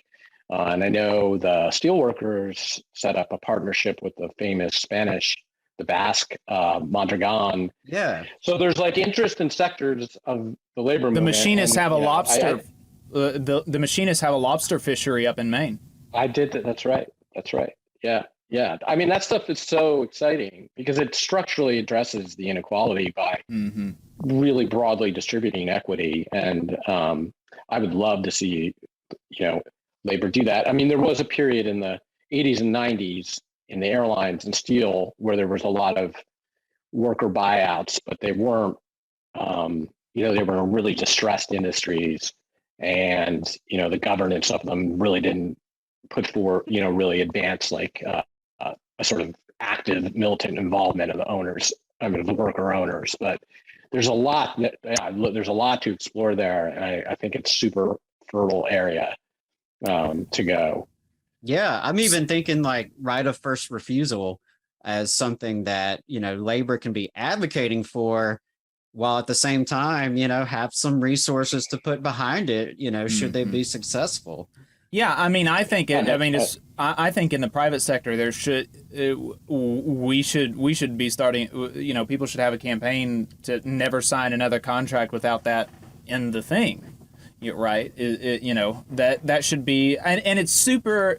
There's just no reason for the boss not to put that in. It's just super common sense to say that the people who do the work, if you're going to try to change something super drastically, you're going to try to go bankrupt or sell it to somebody, you should let the workers buy it first, or you should give them the shot. But Chris, I wanted to, I want to be respectful of your time, and I appreciate you hanging around and being willing to talk to us. But I did want to make sure that I asked you what your thoughts are. You mentioned, you alluded to some of the critiques that you've gotten about it, and one of them is friend of the show. We've been Connor Lewis. We've had him on multiple times. And of course, I think that it was done in like a comradely and brotherly way, right? But he took issue with some of the way that your methodology in the report. He says Boner applies general corporate financial principles when application of nonprofit financial principles would be more appropriate. And I don't really know what the difference is between corporate and nonprofit financial principles. I'm assuming that you do. So could you tell us what is his critique there, and what does that do to the viability of your report in your mind? I'm working on my reply. Okay. Because he raised some good points, and certainly some I disagree with, but. I think if I am characterizing his argument is, union assets are not just available for use. They're restricted. Some are in strike funds, some are in other funds. And if you look at a budget of a union or a nonprofit, you're going to see like, the XYZ fund, the strike fund, the organizing fund, the training fund. And so essentially, he's saying, I think, is that treating all of these assets as available for use for deploying for alternative kind of projects is you need to look at what's restricted and what's unrestricted. And, strike funds being the biggest category. And, I think strike funds are a really, interesting entry point into that, because a lot of assets are in strike funds. But where I think I disagree with Connor is these funds are also, there's a lot of democratic governance mechanisms that say we can use part of our strike fund for organizing if we need to. It's up to an elected executive board to shift assets in and out. They're far more fungible than I think he portrayed them. And I know, like, when I worked at Unite here, we had a strike fund, but then sometimes when our contracts weren't up for 4 years, we're like, we need assets for organizing. And it was the executive board voted on shifting, I'm making it up, $10 million to organizing. And then when we got closer, we, to the contract. So they move in and out. And I think that's a democratic process, and they're not just, written in stone. But the strike funds are probably the most significant restriction on the assets. So I think that's, what he was getting at there. And I certainly acknowledge strike funds are probably the biggest restricted assets out there. But the other thing I think that I pointed out in my report is that, there are $29 billion in assets, but there's only been on average $70 million a year in strike benefits, less than 1%. So if these assets are in strike funds, well, they're not being spent. So I'd say they're not being spent, and nor is it raiding or an impermissible democratic maneuver to shift some of your assets to organizing out of a strike fund. Most of the unions have provisions for that. Right. And I think that makes sense. And that is a reply to one of the things that he said. But I think I saw that critique in his report, and I basically kind of had the same thoughts that you did. I was like, I'm not too convinced of the degree to which you think that this spending is set in stone. But he in one part of it, he's basically making the argument that, and it could be that I'm just not, it's gone over my head and you addressed it, but he's making the argument that basically you're overestimating the total amount available, in all of this. And so, quote, Boner applies general corporate financial principles.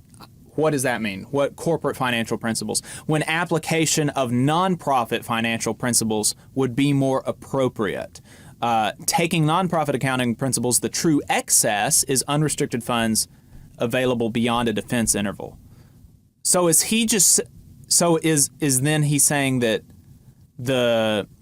you shouldn't be counting restricted funds, quote unquote, at all in your analysis, or is there something else that I'm missing about the corporate versus the nonprofit financial principles? Well, I think in that it's just the nature of the information you get from the Department of Labor, and I'm just using if you look at a nonprofit's financial statements filed with the IRS, I mean, they have a income statement and a balance sheet, and that's basically what I did here, and that's what I think the minutiae of accounting is probably lose some viewers, but I take the point that saying not all the 29 billion of net assets are available just sitting in the bank, although a lot they are sitting in the bank. They're dedicated to different uses, and whether it be a strike fund or a training fund, and that's if you get into a union's budget and you get access to the document, which a lot of times you can't, even if you're a member, you'll see we got X amount of assets in the strike fund, X amount of funds in the solidarity fund, X amount of. So, I take the point that not all the assets are available to be used, I would argue that just because something's been put in an accounting category doesn't mean it's not subject to democratic control, worker control. Workers through their, through the democratic governance can shift assets wherever. I mean, it's the workers' assets. They can just because they put it in some sort of accounting, budget thing doesn't mean you can't change it. Right. I mean, that's what democracy is kind of about at the, in the labor movement is setting the budget, through it. And there's debates, and there's often those debates lead, not often, but occasionally can lead to, factions challenging the leadership, and that's healthy. I mean, I think that's part. So I think that addressed that point. Okay. But there was Chris, some other. I know he has a lot of. Yeah. Yeah. No. That's that. I appreciate your time. I think the report is fascinating. I appreciate your tentative reply here to Connor, and I look forward to a more fleshed out response. I think I'll definitely be reading that. I'm sure Connor will as well. Adam, is there anything else that you wanted to ask him before we let him go? I just wanted to say thank you, Chris, for pulling all this information together. I know it couldn't have been too easy to do that, to find it all and then to compile it as a report that has now, spread around kind of the labor press. And I hope that it just facilitates more and more of these kind of conversations to think about what assets we have, what resources are available, and how we could be, maybe more strategic in using those resources. So yeah, thanks again, Chris, and thanks for being willing to spend some time on a Labor Day weekend Saturday with us. Perfect. We really enjoyed it. It was great to be in the show, and I listened to the Labor 101, and I think that kind of labor education is amazing. And to give my little final thing on that is that most unions, you can find your financial report at the Department of Labor's website if you have some private sector unions. So I mean, hopefully this will also be a tool for activists within their union to understand a little bit better about where the money's going. And that's, I think, a Labor 101 tool as well. Absolutely. Absolutely. Yeah. Connor, Chris, thank you so much. I really appreciate your time, and yeah, hope you have a good weekend. Stay safe. All right. Great to talk to you. All right. All right, folks, that is it. That's it. We went a little long, but I think it was worth it. I enjoyed it. Yeah, absolutely. I'm glad I powered through. I had the stamina. Yeah. I could not have done this on Thursday, but feeling up to it. Was able to do a marathon Zoom today. I hope folks got a lot out of it. I know I did. And I'm really hoping that, these segments are things that all of us can share with folks, in the days and months and maybe even years ahead, as we all try to build the labor movement, revive labor as a force to be reckoned with in this country. So yeah, it was an honor to have so many cool people on today. Really appreciate everyone who tuned in, everyone who liked, everyone who shared. I think I want to take this final moment just to encourage folks, whatever you can do to support the Valley Labor Report, we really appreciate it. This is a shoestring budget. Jacob and I don't take any salaries from this project. And, we want it to be sustainable. Mm-hmm. We want it to spread and to reach workers who need to hear news and analysis for, by, and of working class people. And, so whatever that looks like for you in terms of support, if you're able to be a recurring donor, that's fantastic. Even if it's, $3 a month, if you're able to do a one-time contribution, that's really appreciated. If you can't afford to do any kind of donations, but chances are you can help us spread the word. You can, little things like giving us a 5-star review on the podcast app of your choice, go on Facebook and invite your friends to like our page. Share the videos on YouTube and like those videos. I know some of y'all are good about just commenting on our clips just to, boost the engagement. Those little things like that really do make a big difference because, we don't have the funds to generate an audience, right? We've got to be pretty organic in our growth. So, with it being Labor Day weekend, really just wanted to plug that and push for any kind of support folks can give us because we want to keep doing this. And, we think it's valuable. And certainly I think some of y'all do as well, or you wouldn't tune in every week. But the key, I think, is to just like growing our unions, growing this audience. If each one can reach one and keep that going, we'll be in a really good place, and hopefully we'll be here next Labor Day and do it all over again. Yep. I appreciate it. And for folks listening on the podcast who aren't seeing the chat, the link to donate is tvlr.fm/donate. If you want to kick in a couple bucks once a month to keep the show on the air, we would really appreciate it. And if you want to get your local to sponsor the show, then, like I said, reach out to me. You can do that on our website, tvlr.fm/contact. And till next week, then, we'll see you later. All power to the workers.